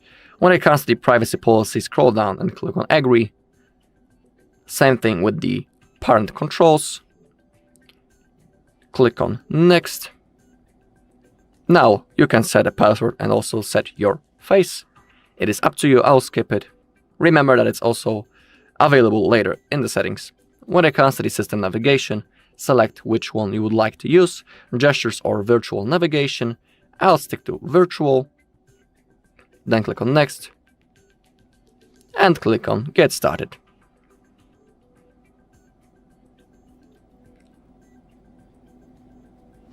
In here, if you click on Continue, you'll be able to select your favorite apps, copy apps and data. Again, we need to click on Next, but this time we need to select that we cannot use other device. Click on OK. And now we should have possibility to sign in into Google account.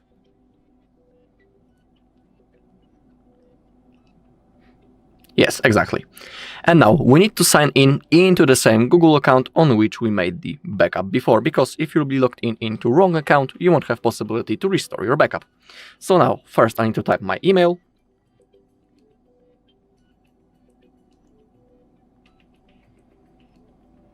Okay, then click on Next, and now I'll have to type the password.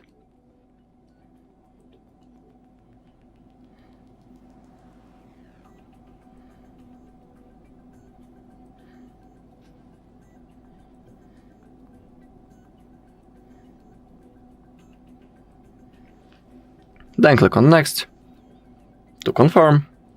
Click on Next. Click on Agree.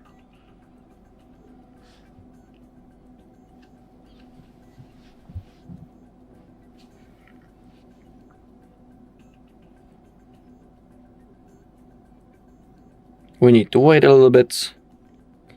Okay, and now we can select a backup that we want to restore. In my case, I want that one, so I can select it. Click on Next. I also need to confirm by drawing the screen lock that I had when I was creating this backup. as a confirmation. Okay, and now select what you want to restore. When it comes to the Google Photos, Gmail, Calendar and Drive, those things are synced automatically. Down below we have a list. In my case, I want to copy everything except the apps. If you have selected everything, click on Restore. Okay, the restoring process will begin in the background, and now, just like in the previous method, we just need to go through the setup process. So if you want, you can set your PIN. I'll skip it. It is always available later in the settings. When it comes to Google services, scroll down and accept. When it comes to backup services, I highly recommend turning them on. Now we need to select our default browser and search engine. I always select Google Chrome and Google as my search engine. Okay, now we have a feature that will let contacts nearby find and share with us. It is up to you. You can agree on or click on no thanks. I don't want it in my case. The same thing with the Gemini. Click on continue, and now we can enable the alternate way of launching it by simply saying, hey Google, it is up to you. I'll turn it on. Okay, if you want, you can add another email account or review additional apps. I don't want it, so I can click on no thanks. Getting the phone ready. Okay, if you want, you can accept to the daily wallpaper. I don't want it, so I'll just simply click on next. When it comes to privacy policy, click on more and agree. Same thing with the parent controls, encryption and erasure. Click on next. You can set your face and set the password. I'll skip it. Select your navigation method, gestures or virtual navigation. In my case, I'll pick the navigation, virtual navigation. Then click on next. Click on get started.